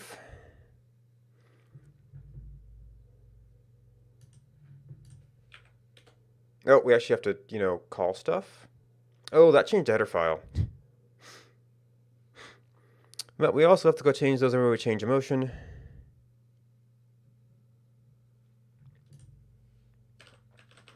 Living life.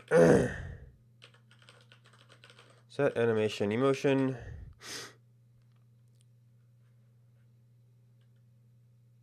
Temp edge override.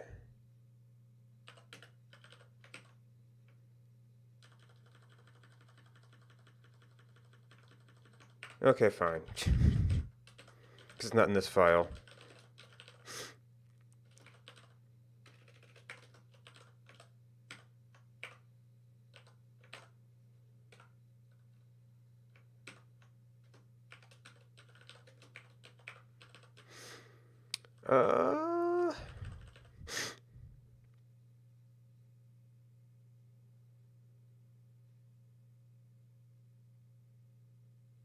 That was only conditionally set.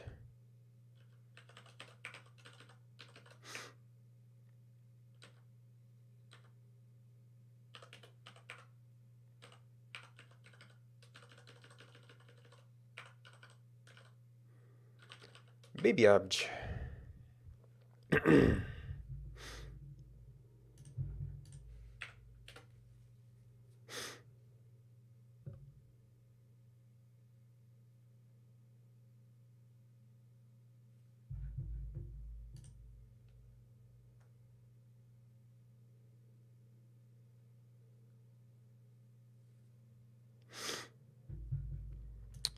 Alright, so we need, I've forgotten exactly where my hot places were.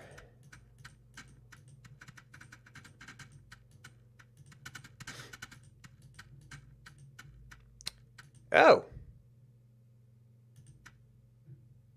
That's the mango trees.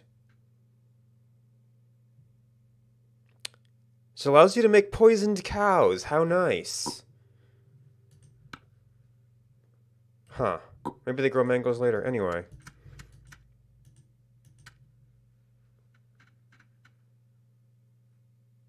Okay, so yes, that's there. We go off and cool off, and it disappears. So we do have some conditional behavior. It's not very good behavior, but it's something. And you know, I might be trying to be too fancy about this. Just showing a sweat drop would tell you something. Even if they're not like, you know, appearing and falling down and all that stuff. But we have the tools. No, maybe I want to get, like, we pass through some sweat drop locations, but I kind of don't want to touch a main game structure like that.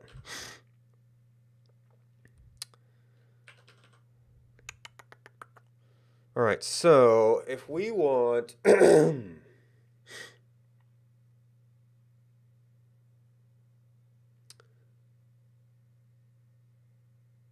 the way this works is it passes in the basic you know, character type and all the data about them.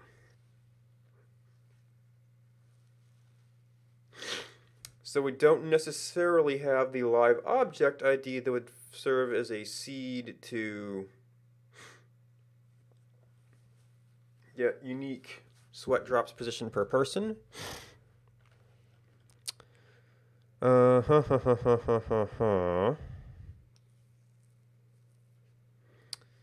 we want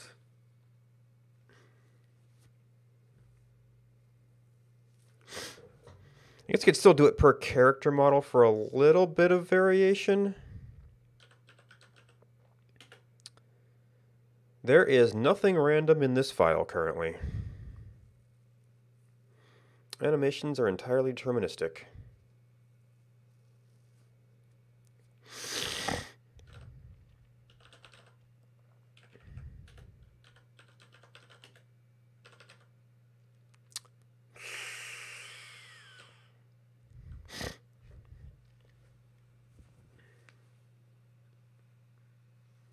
So that's where I could conceivably define the data outside of it.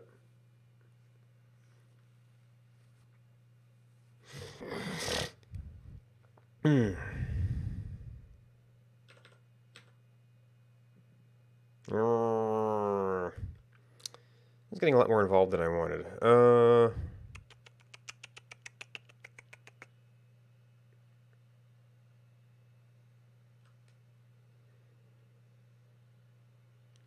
Actually, do I have Animation Bank?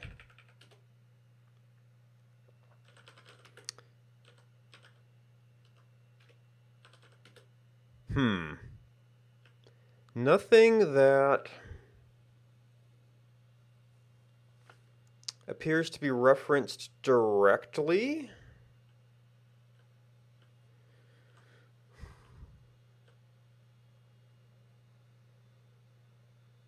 There's some offsets.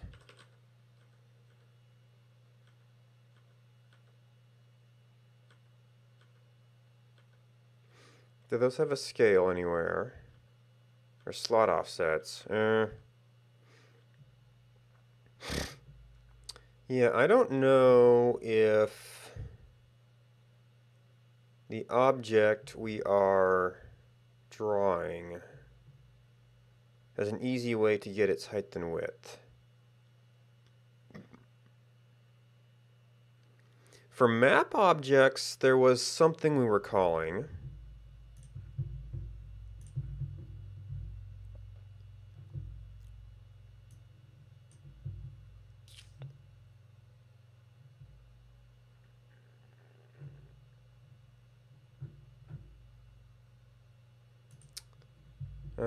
did that get object height from an ID? That's not going to be like the head or the body. That's going to be the entire person, probably.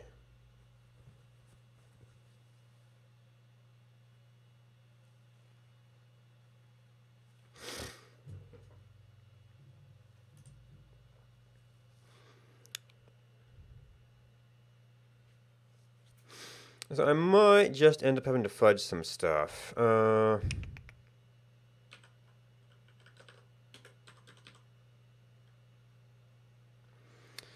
if I want to actually generate random stuff, I have to pull in the random source.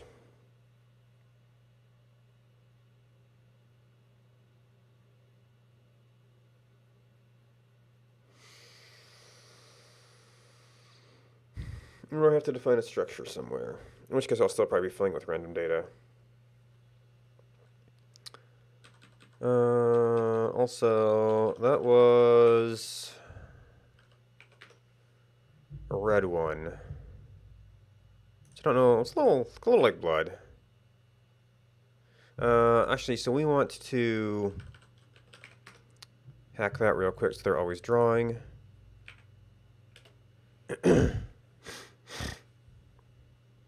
Or I could...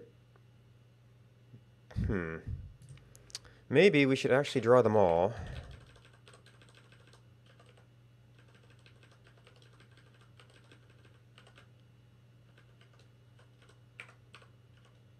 Although, I do need to set up a way to... Anim head position, in position.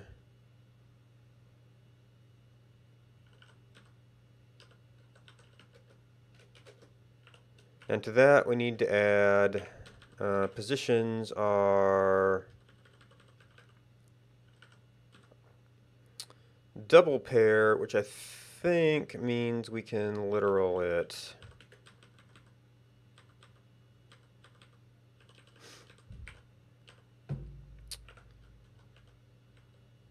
Oh, that was the, yeah, that was the comment for that.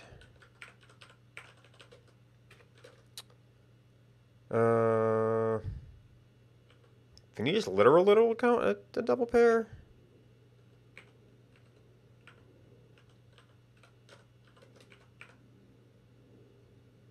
I guess we should test that first.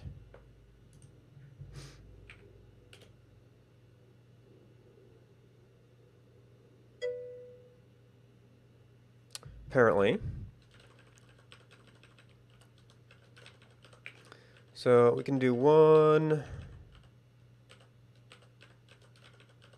2, 3.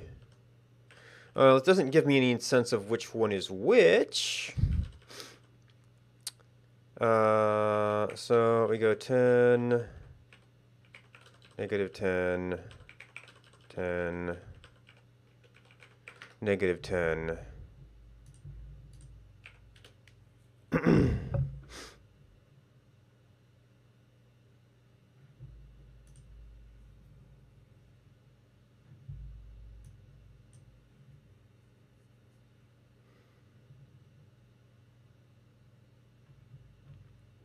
Oh, there's disconnect now!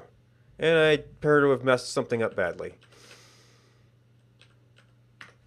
Now, you know, I checked compile, I didn't check run. And I have very, very slow hunger, which actually would be kind of handy for finding useful spots to test temperature.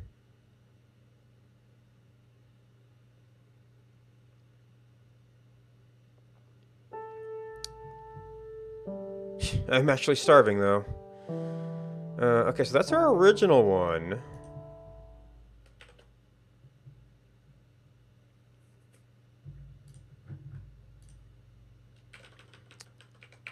So does it not like, maybe since it's double, it needs to be that?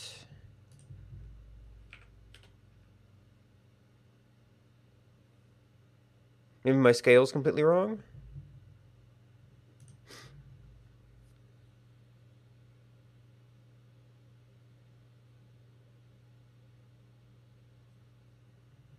Okay, that did move.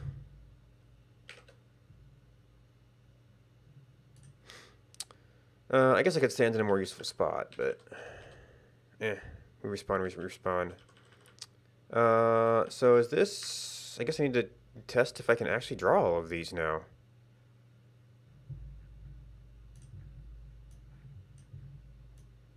Endos, please.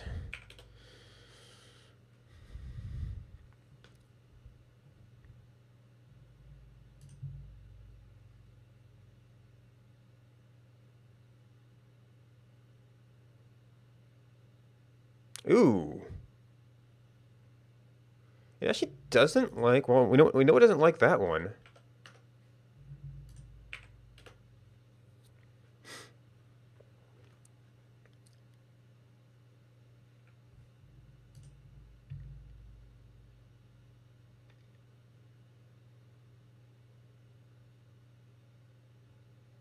No, it doesn't like any of the other than first ones? I appear to have messed something up here.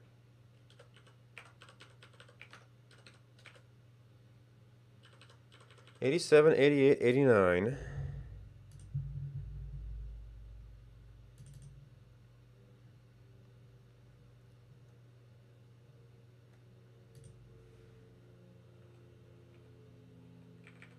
Okay, so there's the baby cry face. Drop, drop, drop, drop, drop.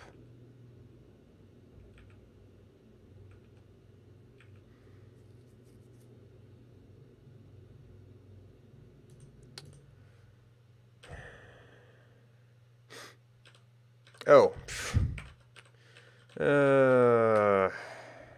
Okay.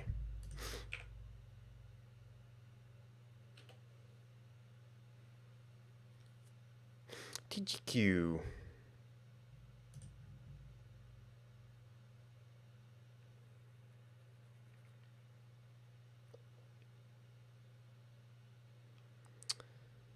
Although it still says waiting to be born when you're connecting. Wait, my food meter is blank? Maybe because it hasn't updated yet. Alright, so that is a different graphic.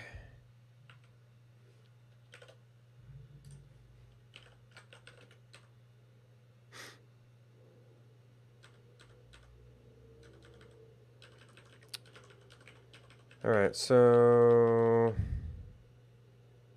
I probably don't need that.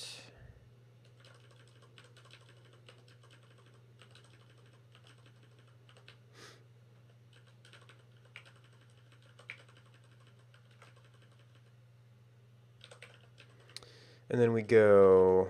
Oop. 10, -10. Actually, I already got some sense of scale, and 10 is not very much.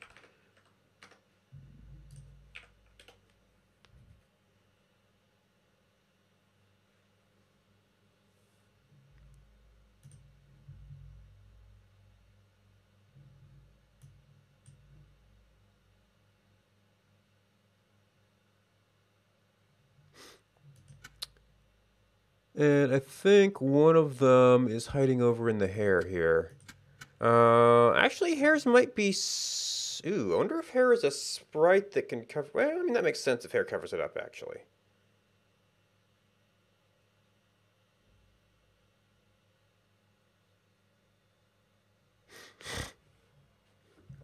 But that one's a little bit sideways, that one's a little bit sideways, that one's a little bit sideways. So eventually you have to work out rotations for all these.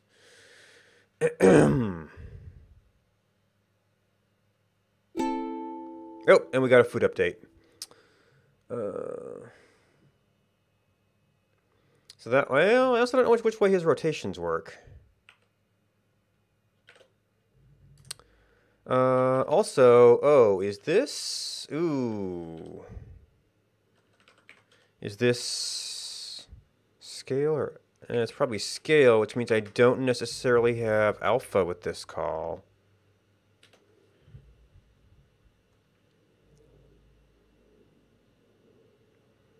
You have to find another draw sprite, maybe.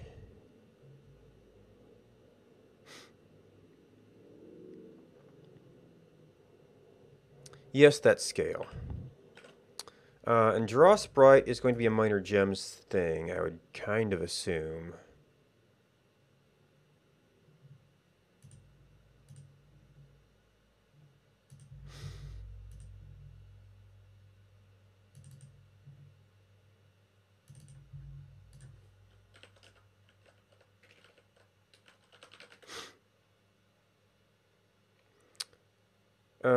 Font graphics.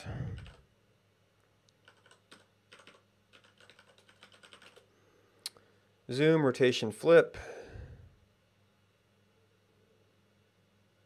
Separate colors for each corner. Corner colors. Zoom, rotation.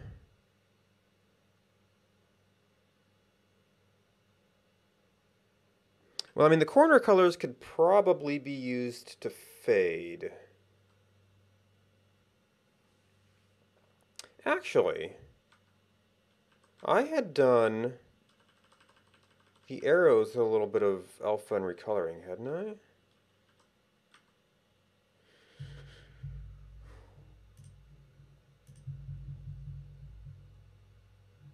Okay, so that's treetop.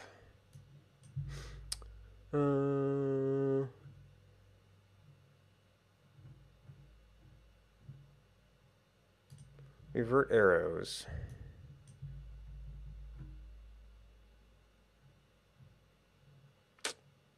Toggle multiplicative blend. Set draw color. That may have actually been to yeah, that was, well, I mean, that's still kind of the effect we want.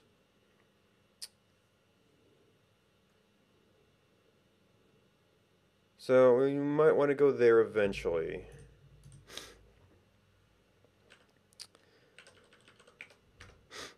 Anim head rot delta. So you're fine. I think the right side is one of the rotated ones. So I don't know what his units are.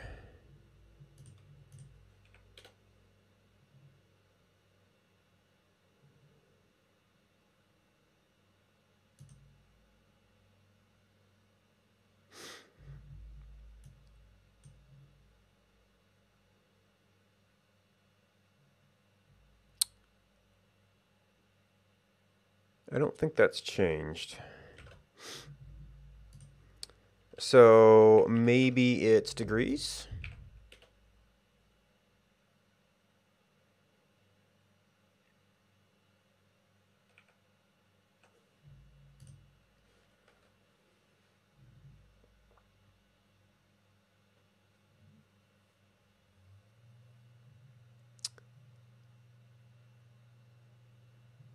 I wonder...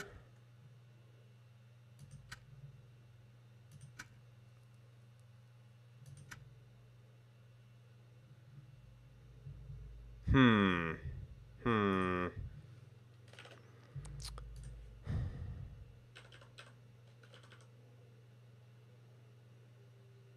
Actually, with the diagonal sprite, actually I should probably try this maybe with the one that actually looks normal and I kind of have a sense of how it's oriented. Also, do we have, is there anywhere we can kind of see not equal to 0? Okay, so there's a rotate function. And he's doing stuff with pi. But that's a, oh, but that's a delta rotation.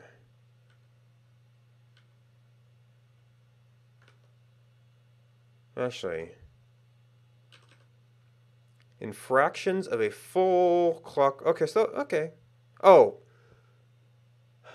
I didn't consider that anybody else used that, even though I've used it before. +1 is going to be nothing. 90 is going to be 90 full rotations. So we want to see which way this is going. That might still be a little bit hard to see.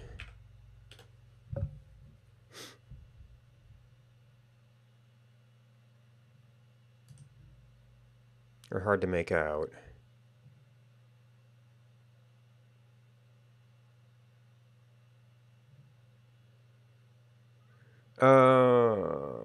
Yeah, I don't. And I probably need to experiment with size as well. Although I think my negative is hidden by the hair.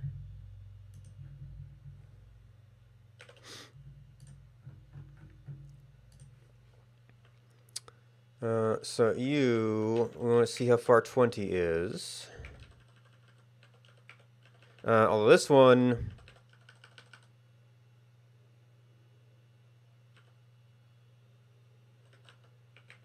and we'll leave you at 10, I don't know.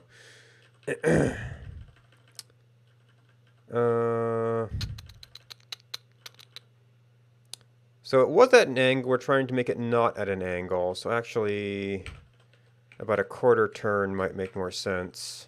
And I've not been paying attention to which other ones are which other ones.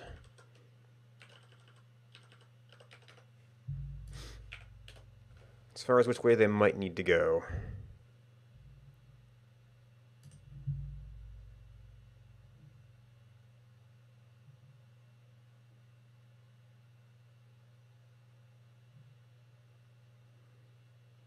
Okay, so we actually want to turn that one the other way. This one also needs to go the other way a little bit.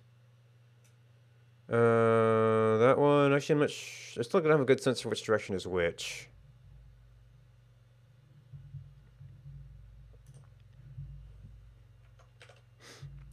So I think you might need to be minus. You... Were you the same one, or are you a different other way? And then up and down, I didn't get a good enough look at. But we're definitely getting beyond head here.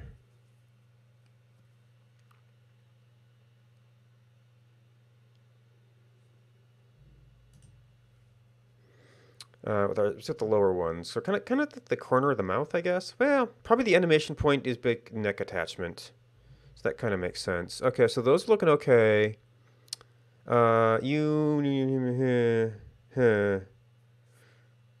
Maybe a little bit of positive rotation. And this 20 is actually right about here. This is probably the side of head, but it's going to get covered by hair a lot. 20 here could almost go twice up. And then really we don't want any down. So let's try 40 for this one.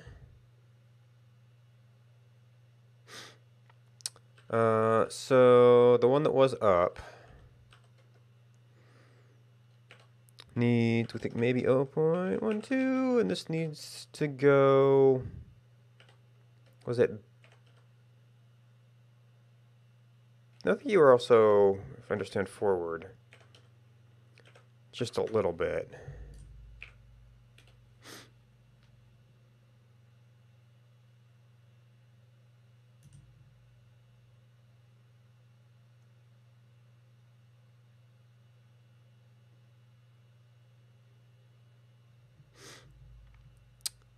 Okay. Oh, I put that up in the, right, it's up in the hair so you can't see it. That one might be a little bit too far, actually. So that might be the right position, but it's not a useful position.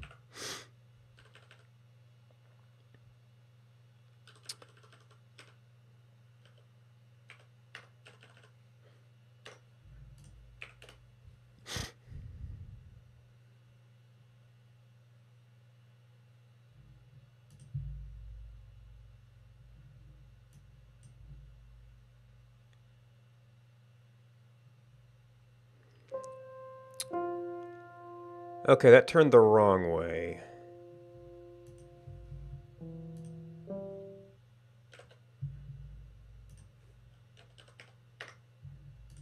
From the looks of it.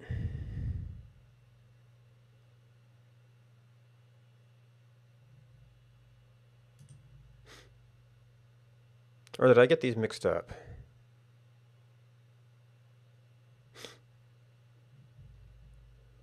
Oh yeah, I got these mixed up. So you were... So you're the 5. You are... Yeah, a shorter one.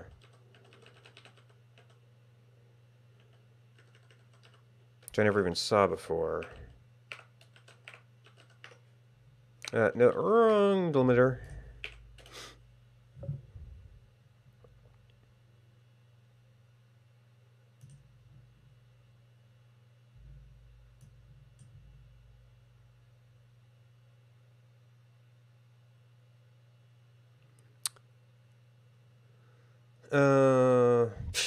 Finally getting old. So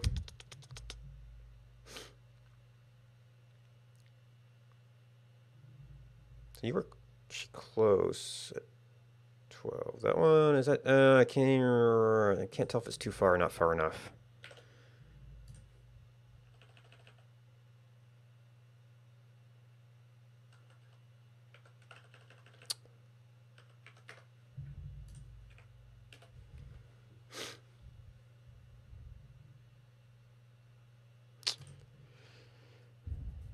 So I guess, well, this kind of stuff would be easier with the object system. I have to figure out how to distribute that. All right, so that's all the wrong direction. So maybe you actually need to be negative.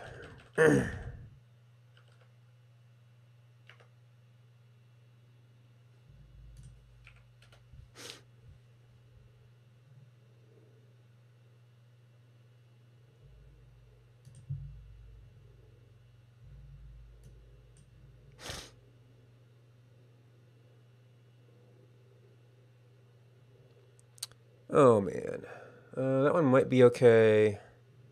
I just don't even know what I'm doing with this one. Let's reacquaint ourselves with the base state.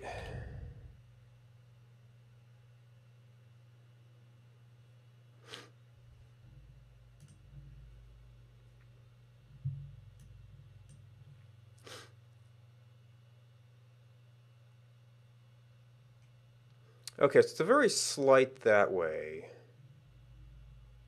So I think you might actually want to be a fairly slight turn as well.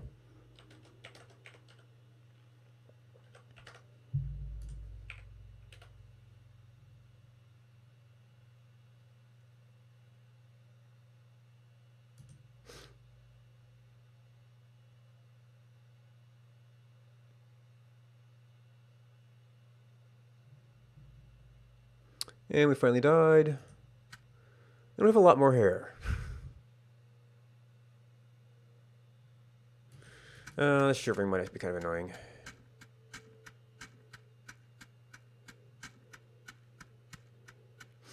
We're trying to look at details.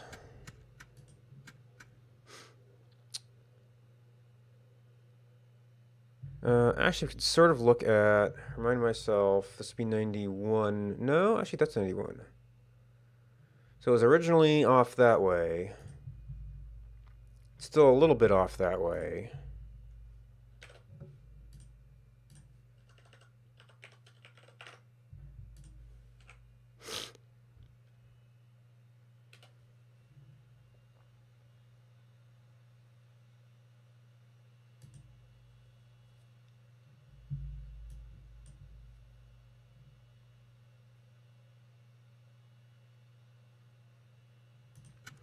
And the hair is even more in the way. Let's say it might be straight-ish, though. Oh, wait, are we... Oh, yeah, we're not considering flips in our positions. Hmm. Okay, so that's an interesting little detail.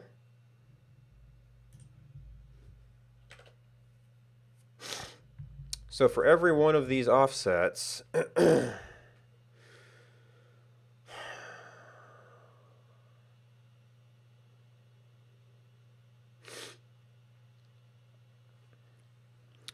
we need to consider this.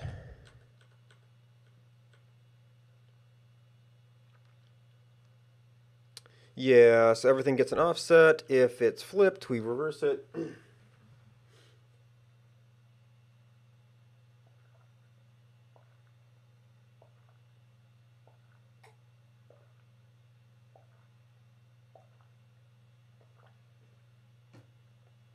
Oh, and we have to modify the,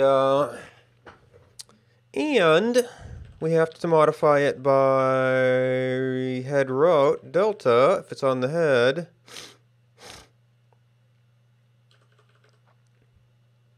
Anim CPOS.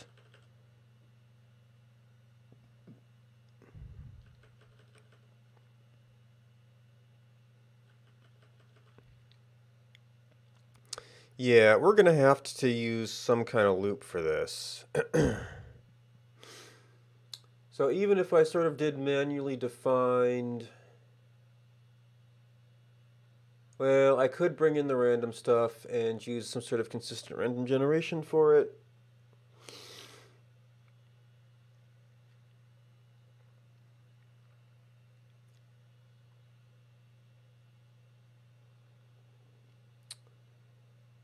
But we might have to store data for these.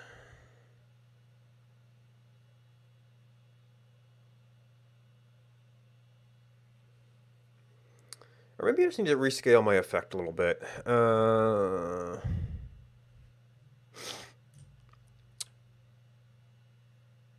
our original one. Well, the original one's a bit red. I don't know if I like that. It looks like blood. Although it is sort of a hot effect, I guess.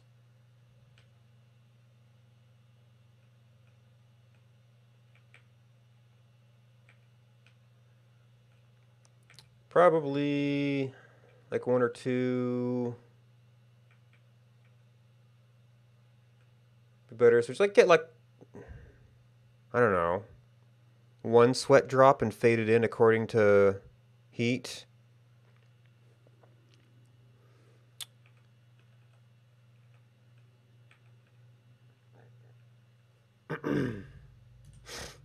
Maybe one or two.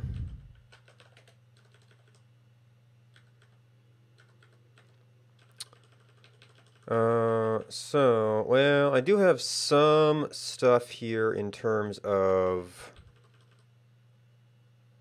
useful rotations on these.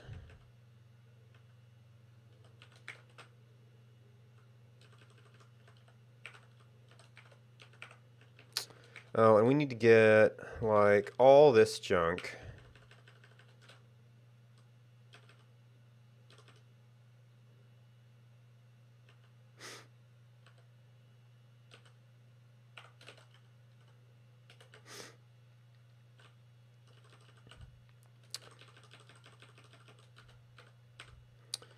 Offset is, so if we're picking one of these, well, we're going to pick a position, which we think is going to be up.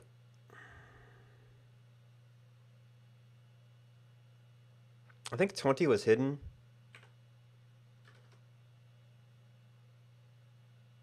Oh, that doesn't, and if we can't keep it at 0, it doesn't have to be flipped.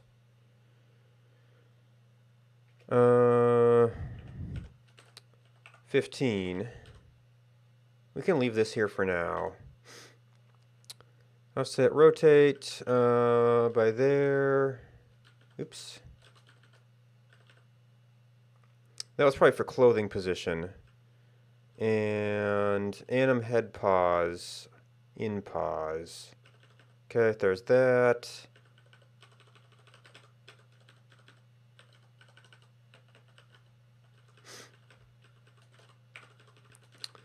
We get, say, U.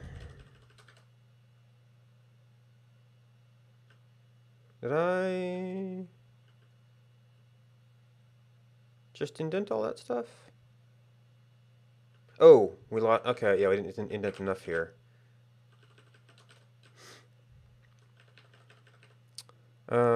So say 1.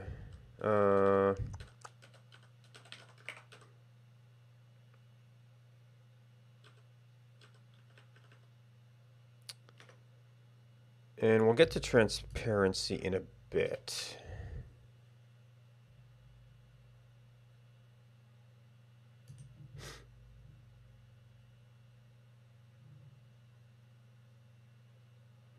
And of course, this is going to take some testing with all the different hairstyles and whatnot.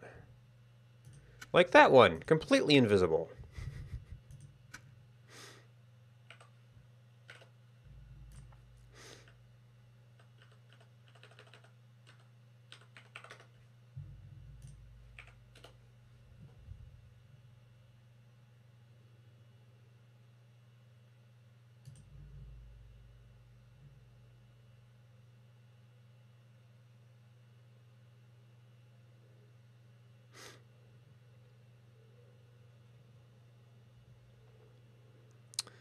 That looks like a tear.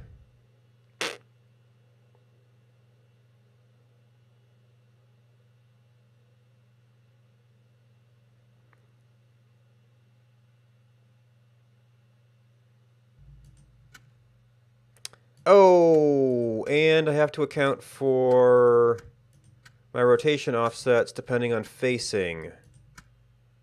Wonderful.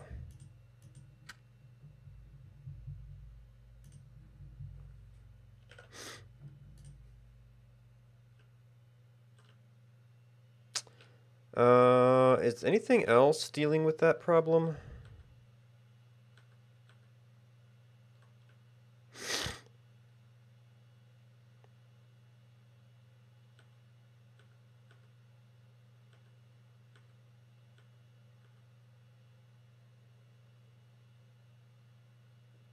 Slot rots. Yeah, kinda.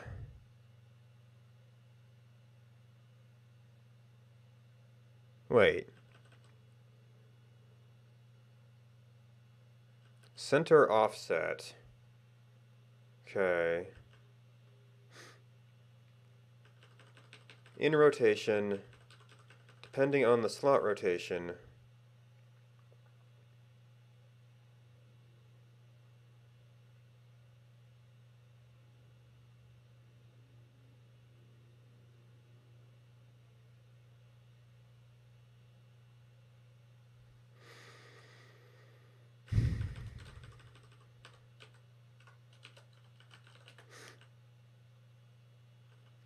So we also have to parameterize. I guess we're kind of doing this here.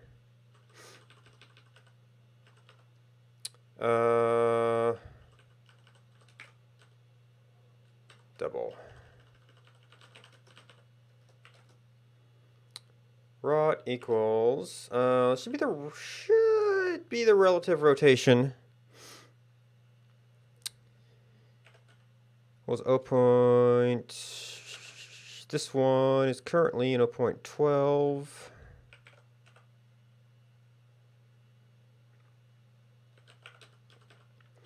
And then we're saying here.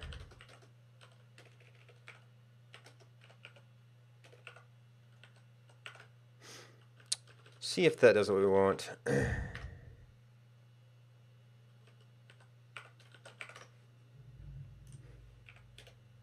Oh, actually, how about we use that variable, huh?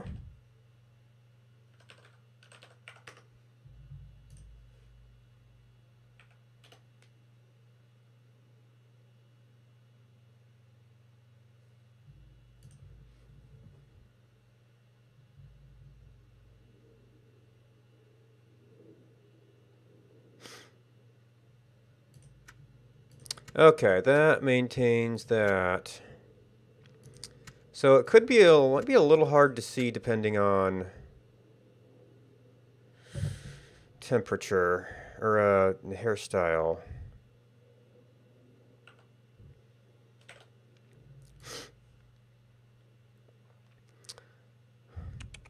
All right, now strength. Draw with heat.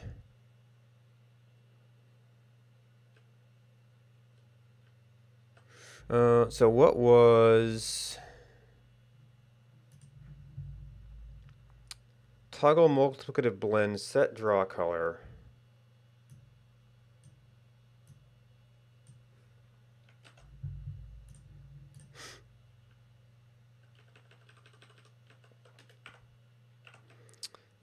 Draw sprite.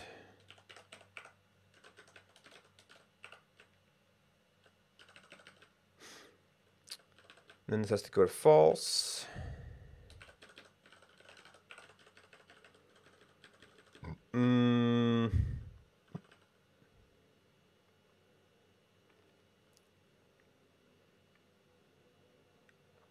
So that will already blend it. Then this is going to be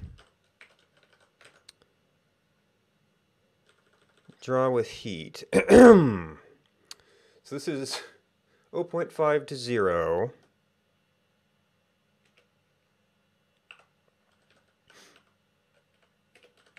(1.0) minus times 2. Wait, 1.0 minus. 1 minus 1 is 0. We want the alpha. No.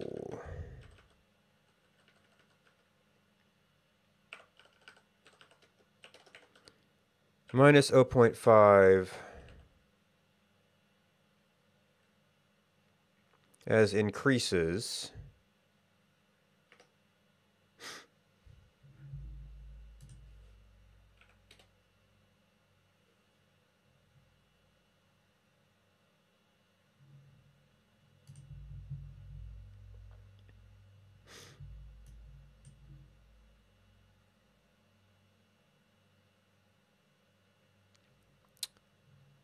Ooh, that's actually a little bit like black.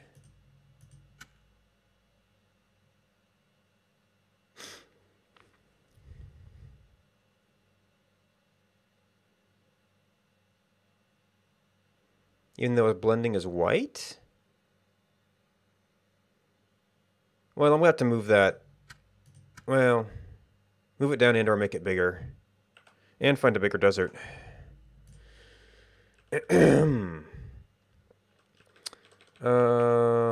And set this to like not 400.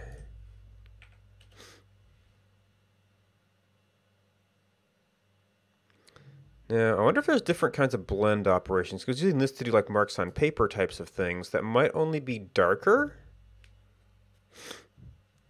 It's not really a, yeah, that's a multiplicative blend, not necessarily, yeah. Not necessarily a fade. Of course, I may have also messed up my math. But it should be, well, this is already a binary check. Okay, well, that's definitely a problem then. Oh, right, I set it to this just because it was always on. Which means we can't actually be drawing it at inappropriate times. Where the math wouldn't work out.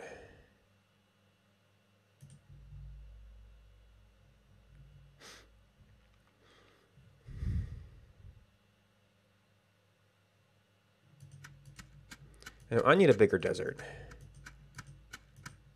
I forget what my bigger desert was. Here we go.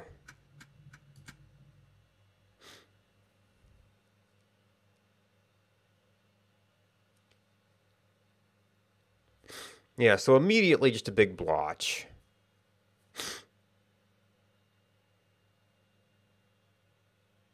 So I probably need to check my color. It might be the colors being set wrong.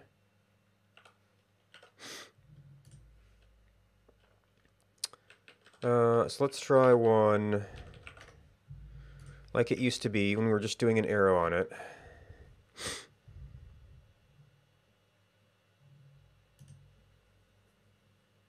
Because Because that worked out okay. Well, that was just a black on transparent. Okay, so this is not a valid texture for this mode. Now he does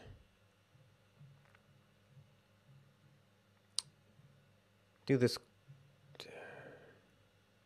There's the glow effect. So apparently it's not well.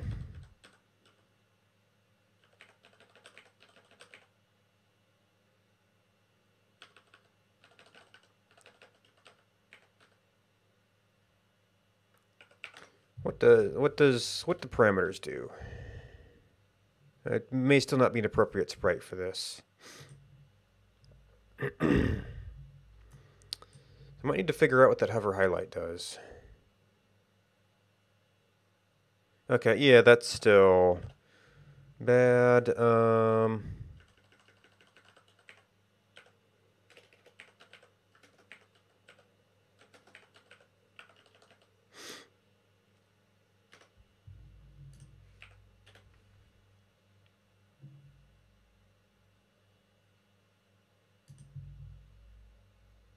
This is the technique he was using for, like, ink on paper things. Okay, yeah, completely invalid for this art. Living Life.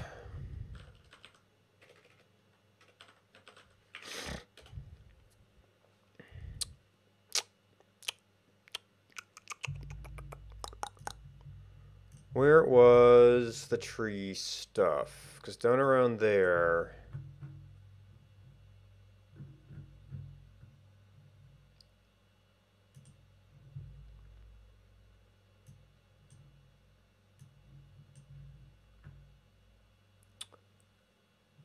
Check for pointer hit. Hit our placement behind. I think that's going to be kind of our key thing.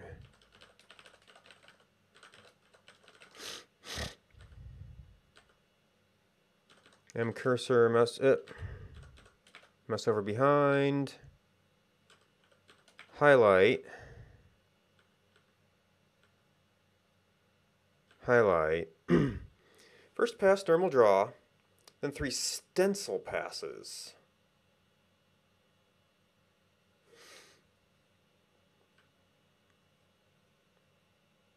Normal color draw, start adding to stencil. First fringe, subtract opaque from fringe. More totally transparent stuff, like invisible animation layers. Wow, this is some advanced graphics stuff here.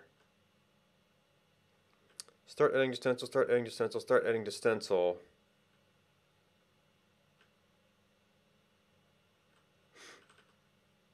But this is start adding to stencil.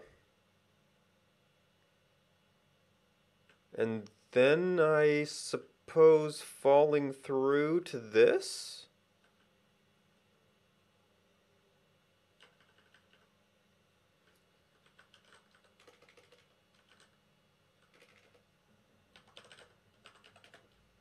Start drawing through stencil.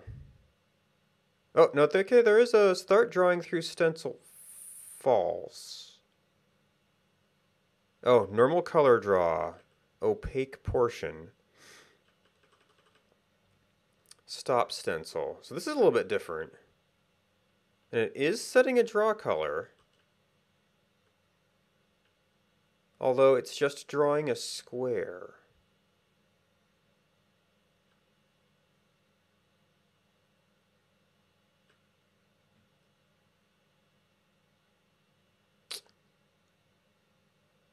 Oh, that's an additive blend.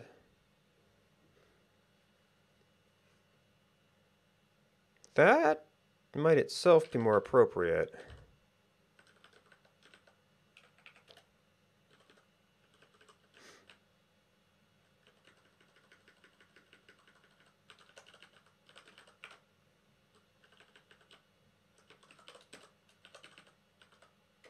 Additive.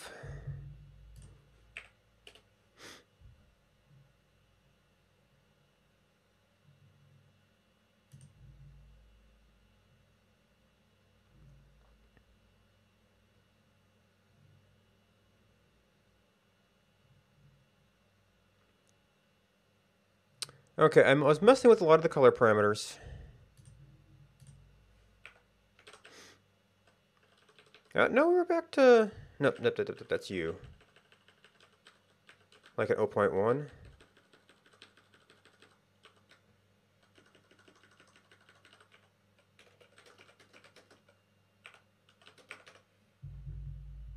Nope. Yeah, stay in the hot.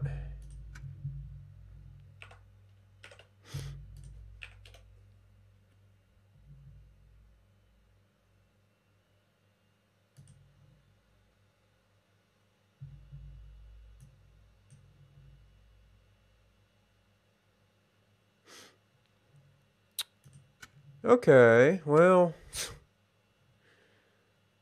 It doesn't exactly look like a sweat drop anymore. It's a little too glowy.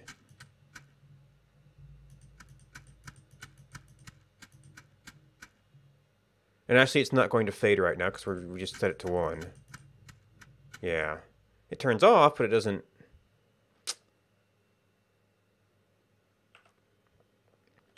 So that's not quite it. And actually, that is like he draws it and then there's a glow effect on it.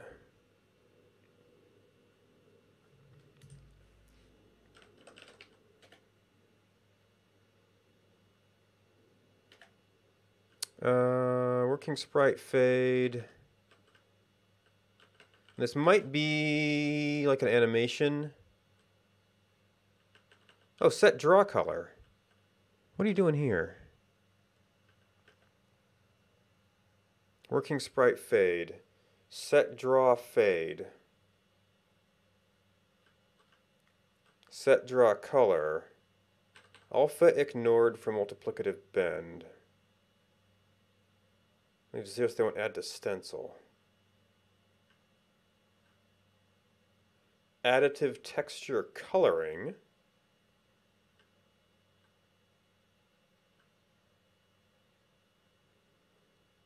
Multiplicative blending.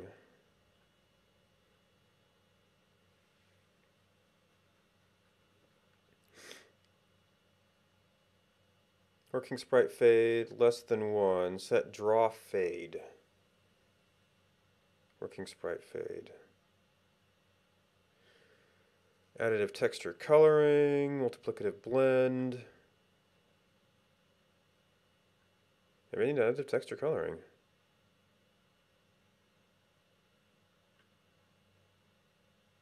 This is back animation bank too. So there's a draw fade.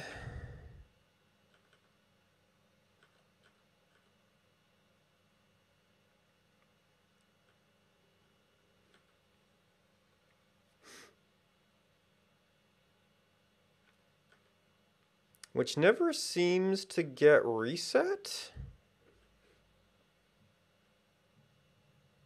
Might be part of the blending stuff.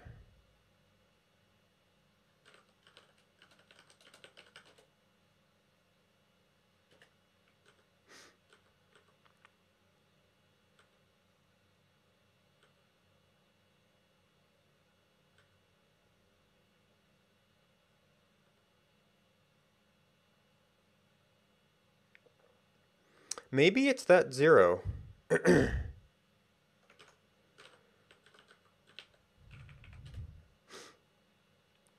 It was Animation Bank.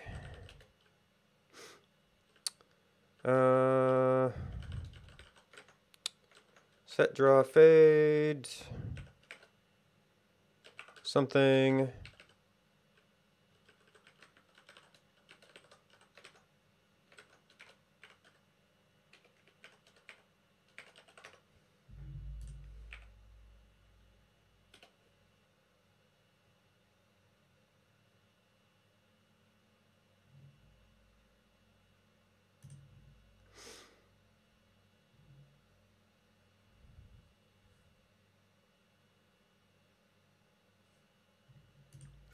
Okay, so that's actually something. I'm about to die here.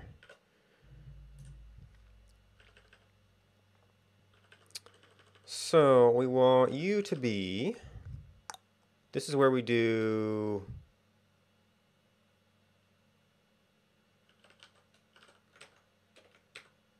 Draw with heat. It's 1.0 minus 0.5.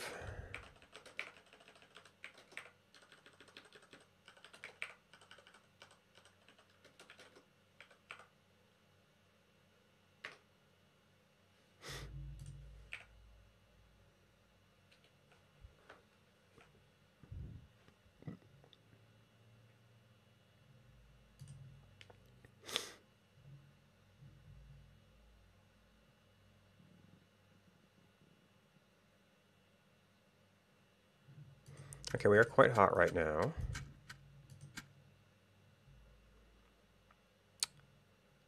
Okay, it seemed like there was a big jump. And then it disappeared. Okay, we're hot.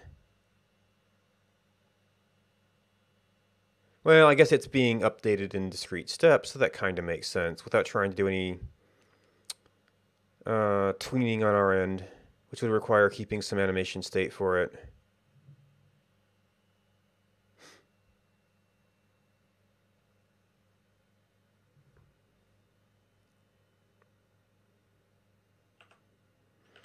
Okay, so that draws something. We really want to draw that. Maybe it's scale 1, maybe it's something slightly different, and...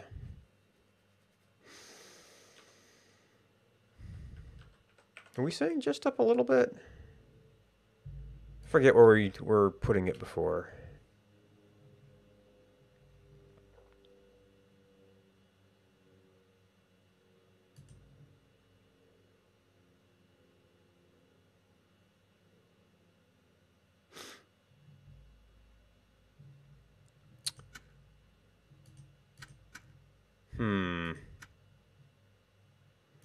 Well, this is especially bad on this character's hair.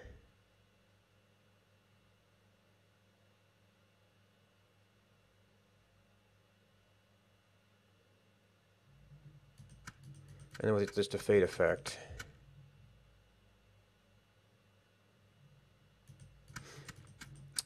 Yeah, this is not necessarily something you would notice as much as the shivering.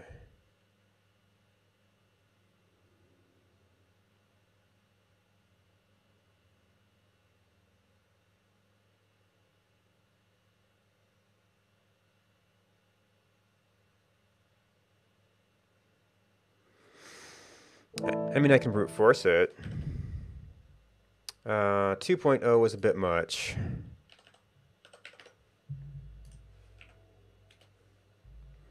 Probably about dead, though.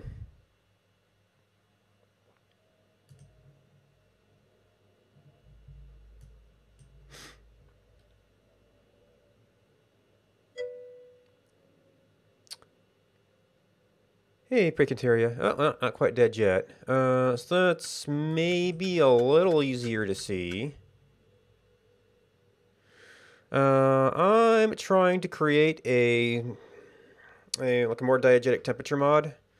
So, like, the one that was a bit easier to do was to get a shiver going when you get cold. What I'm trying to do is get some kind of like sweat or something when you get hot. And right now, since I'm trying to make this like a little mod that I can maintain alongside the main game, I don't want to do a whole lot of stuff to like track sweat drop positions. So I'm playing around with just having like one sweat drop, but like this character's hair is like just about right where you would put it. That's a little bit troublesome. And also I don't have clothes here, so you can only get so hot as a naked person.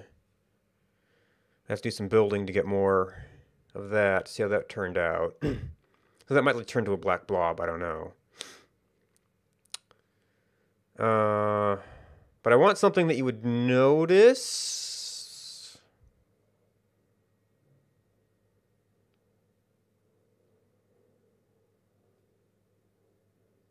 But I can't like do like dripping sweat unless I either have some sort of completely deterministic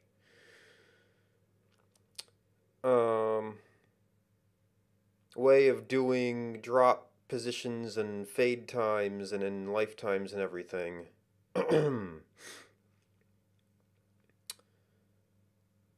Or I have to do additional modifications to create data storage for all the different drops. So we can manage them like more traditional, set some stuff and let it run ways. And Gamer Siren, hello! How did the Kingdom of Kieflings go?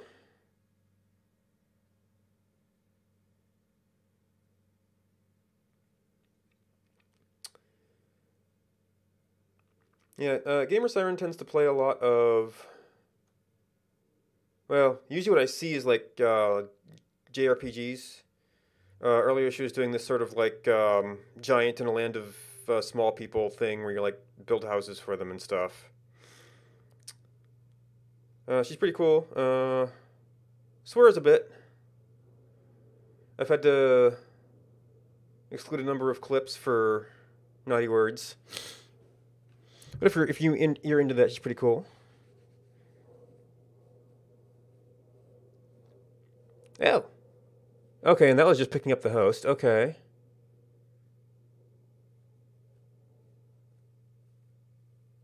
Or wait a minute. Okay, so Chatty picked up a raid. Oh no, there it is on Twitch. It didn't scroll. It'll scroll itself.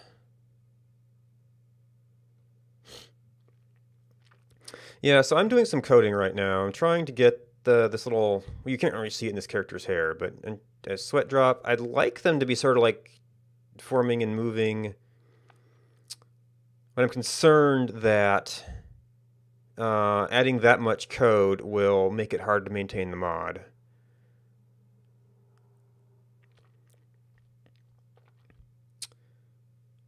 But that might be the only way to get a good effect amidst all the different characters and clothes and stuff.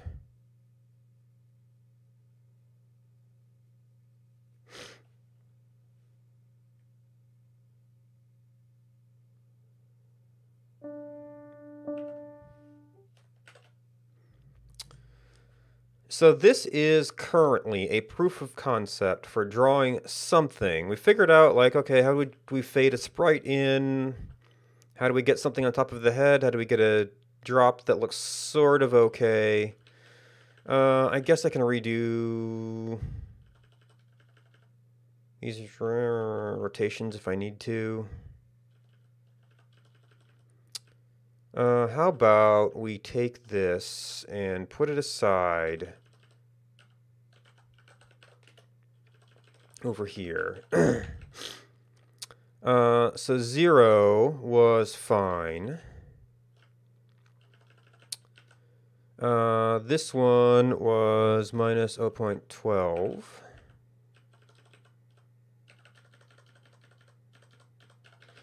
This one was minus 0.12. This one we said we liked plus 0.7. And this one we liked plus 0.12. Alright, so that's a little bit more condensed, keeping it around.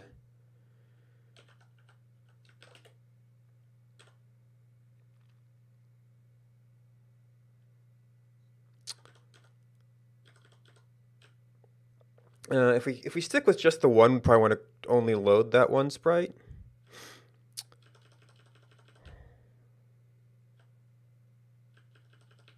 This is... yeah, it's something.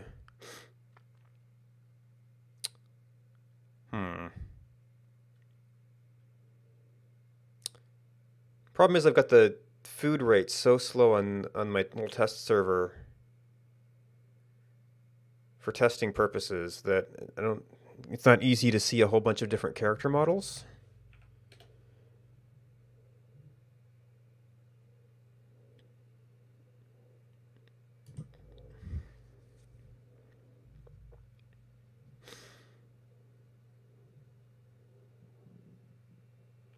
And we're not quite dead yet. I don't suppose there's a snake around here.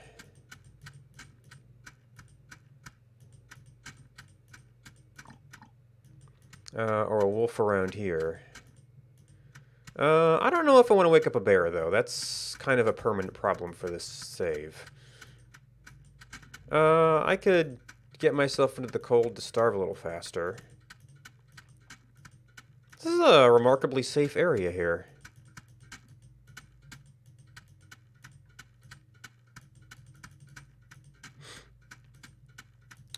No wolves, no boars, no snakes. I wish all my games were this safe. There's a snake. What the? A cinnabar? That's new. Okay. Just lying there in the desert.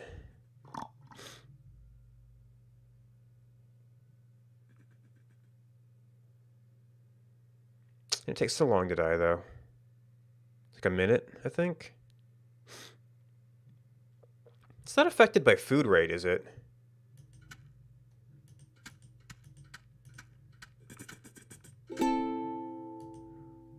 I'm getting hungry, at least. I think that's... Yeah, okay. So you're a different model.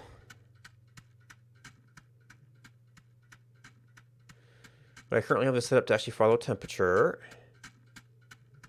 So I don't think you'll have hair necessarily right in it.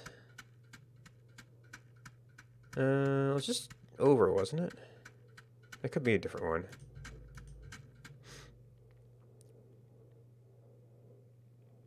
So you got chili running here.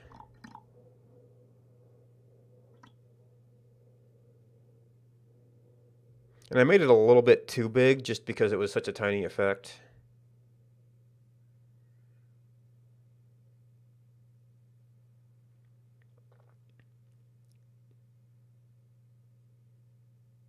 Hey, that sort of works.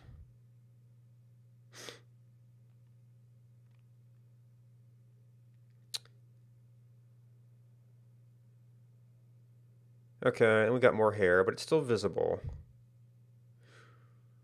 I know how this will work on males with facial hair.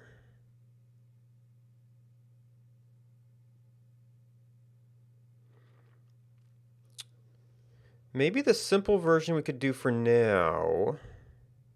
We just add a little bit of animation to this one little effect. No, actually, I wanted to checkpoint this as proof of concept. Oops.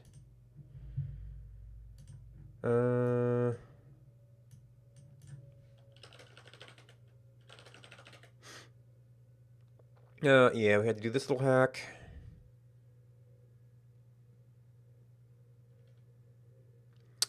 Load it, free it.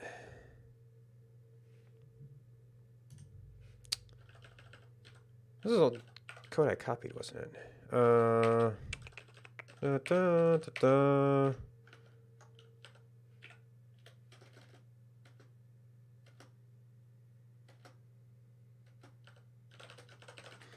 It's all just modified.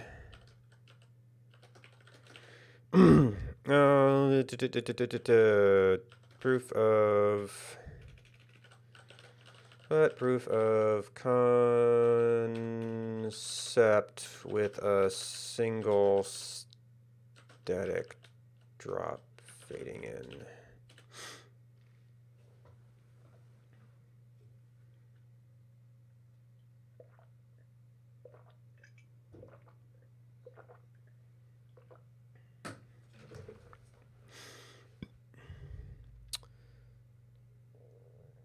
Okay. Now, I think there's been some time. We had some sine waves, oscillator offset.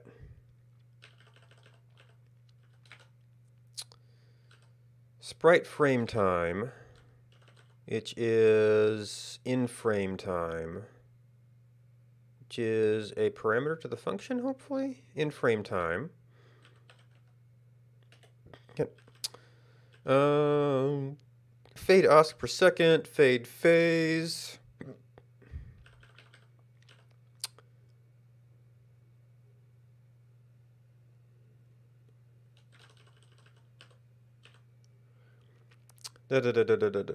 Sweat. All right, so right now we're just static there.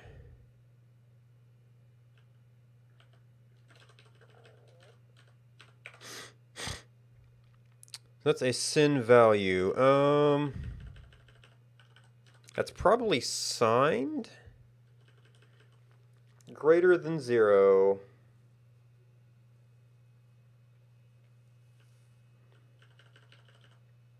Absin value.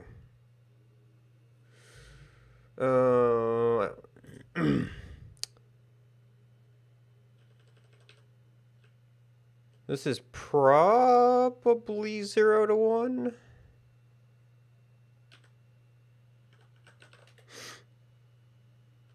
Well, this is negative 1 to 0. So we want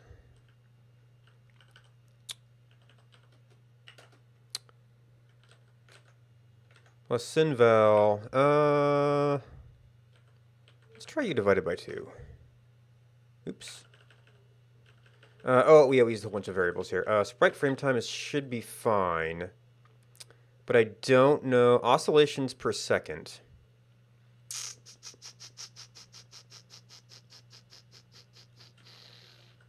Try 1. Fade phase. Is this like a starting value?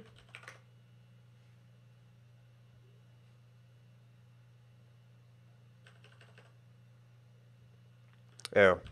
In frame time. Before numeric cut.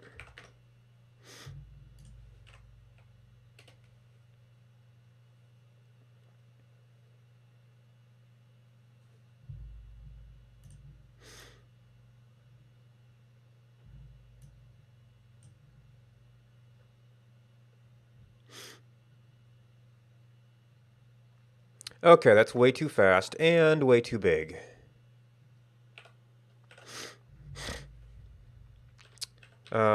So this was oscillations per second, so we want like fairly slow. And cut down our variation a bit. Actually, I kind of, that might even not be enough cut down. Otherwise, we wanted a little bit of glisten on there.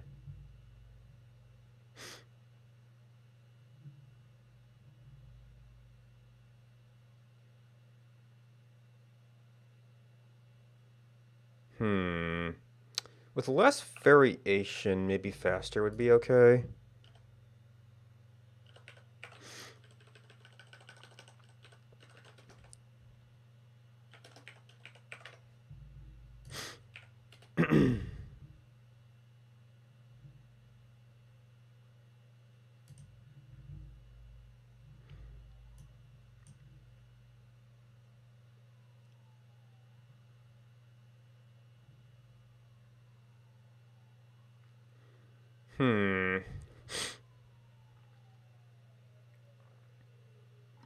I mean, that's sort of appropriate for like a sweltering effect.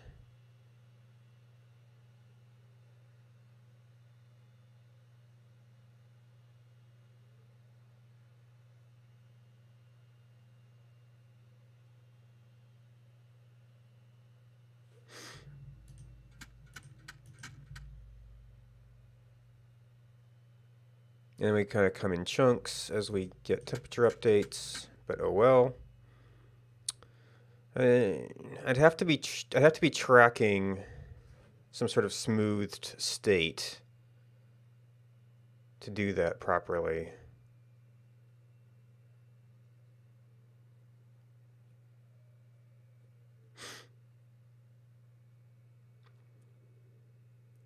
So I guess that'd be one advantage of keeping data on it, because then you could keep data on each drop and have it sort of fade in, fade out.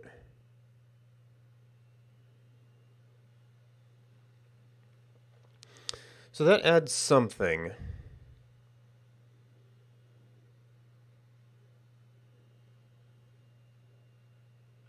Makes it a little more visible.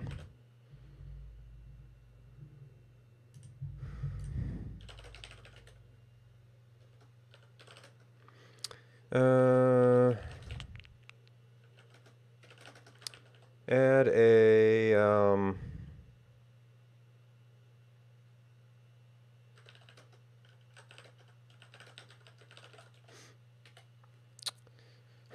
so what would it take?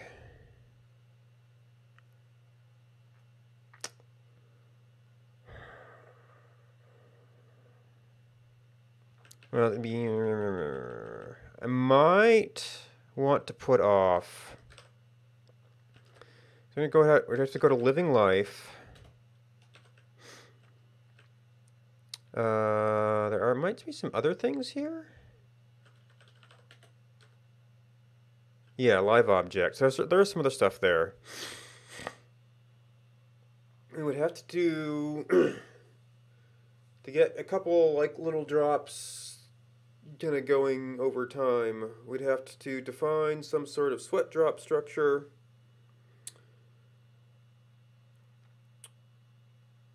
With like a position in a lifetime to do fade and like a little drip on. We'd have to have an array of those. We would have to create them based on current temperature and then just kind of let them live their lives out.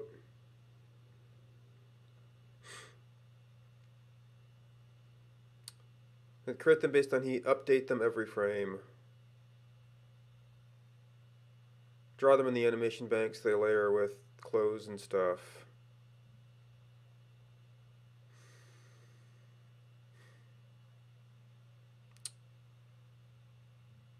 I should probably at least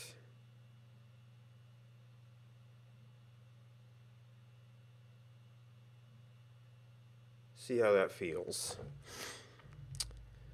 Now, will it let me?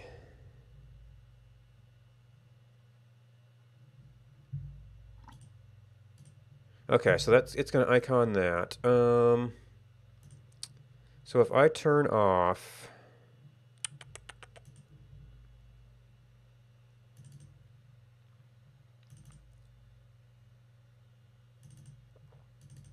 and it might just actually just fail to log in here.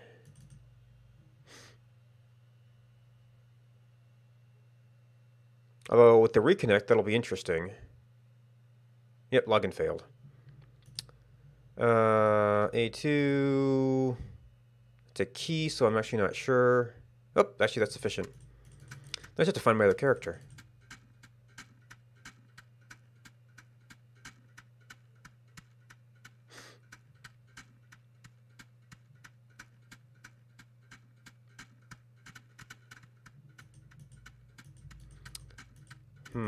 Oh, there we go. Okay, so I can't see the... Oh, it's going to be completely invisible on this model, though. I'm not really sure what to do about that. Ah, my scroll is laughing at me here. Yep.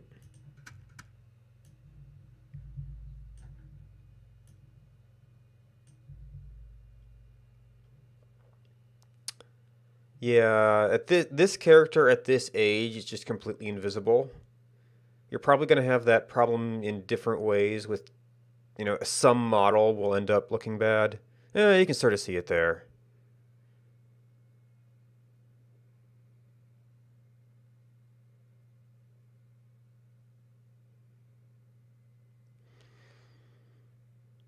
I don't know if there's going to be any universal position. I mean, sort of like right in the middle of the face, which just looks silly.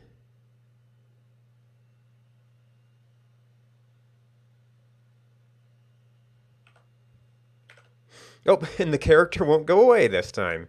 You'll just be there until I actually probably log back in and connect to that one because it's going to default to the last. Yeah, so I might actually stick with that for today and see how it feels. And then I'll have to decide if I want to try and tackle something different next week.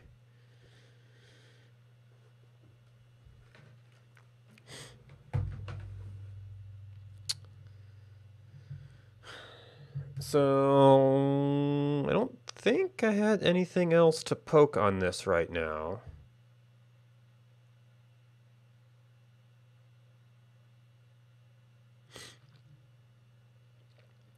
So that's it for now. I'm going to go have lunch. We'll be back to actually play the game and see how this mod feels in the afternoon in an hour or two here. Meanwhile, thanks for watching. Thanks to Kuro, Kitsune, Doggen Lake, Instant Speed Live, 1 Jelly Bean, Start to Be Phased, 2 Left for to Cry, hate it when it changes on me. Cat Knox, Game Dev TV, Heskin TV, Stormy Slifford, Joy Shift for AP, Night Mix Games. I think I got everybody for hosting me. What do we have right now?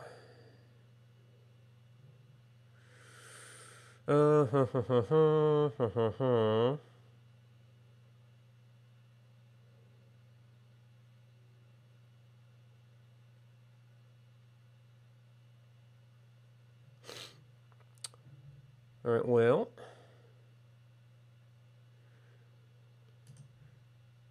for some more kind of game development stuff, Makings of a Hero is working on a MOBA. She's usually kind of talking through what she's working on. Oh, I don't think there was a face cam before. Cool. And, you know, going through all the different steps of building and testing that game. So if you're looking for someplace cool to hang out, that's someplace cool to hang out. Thanks for hanging out with me, and until next time.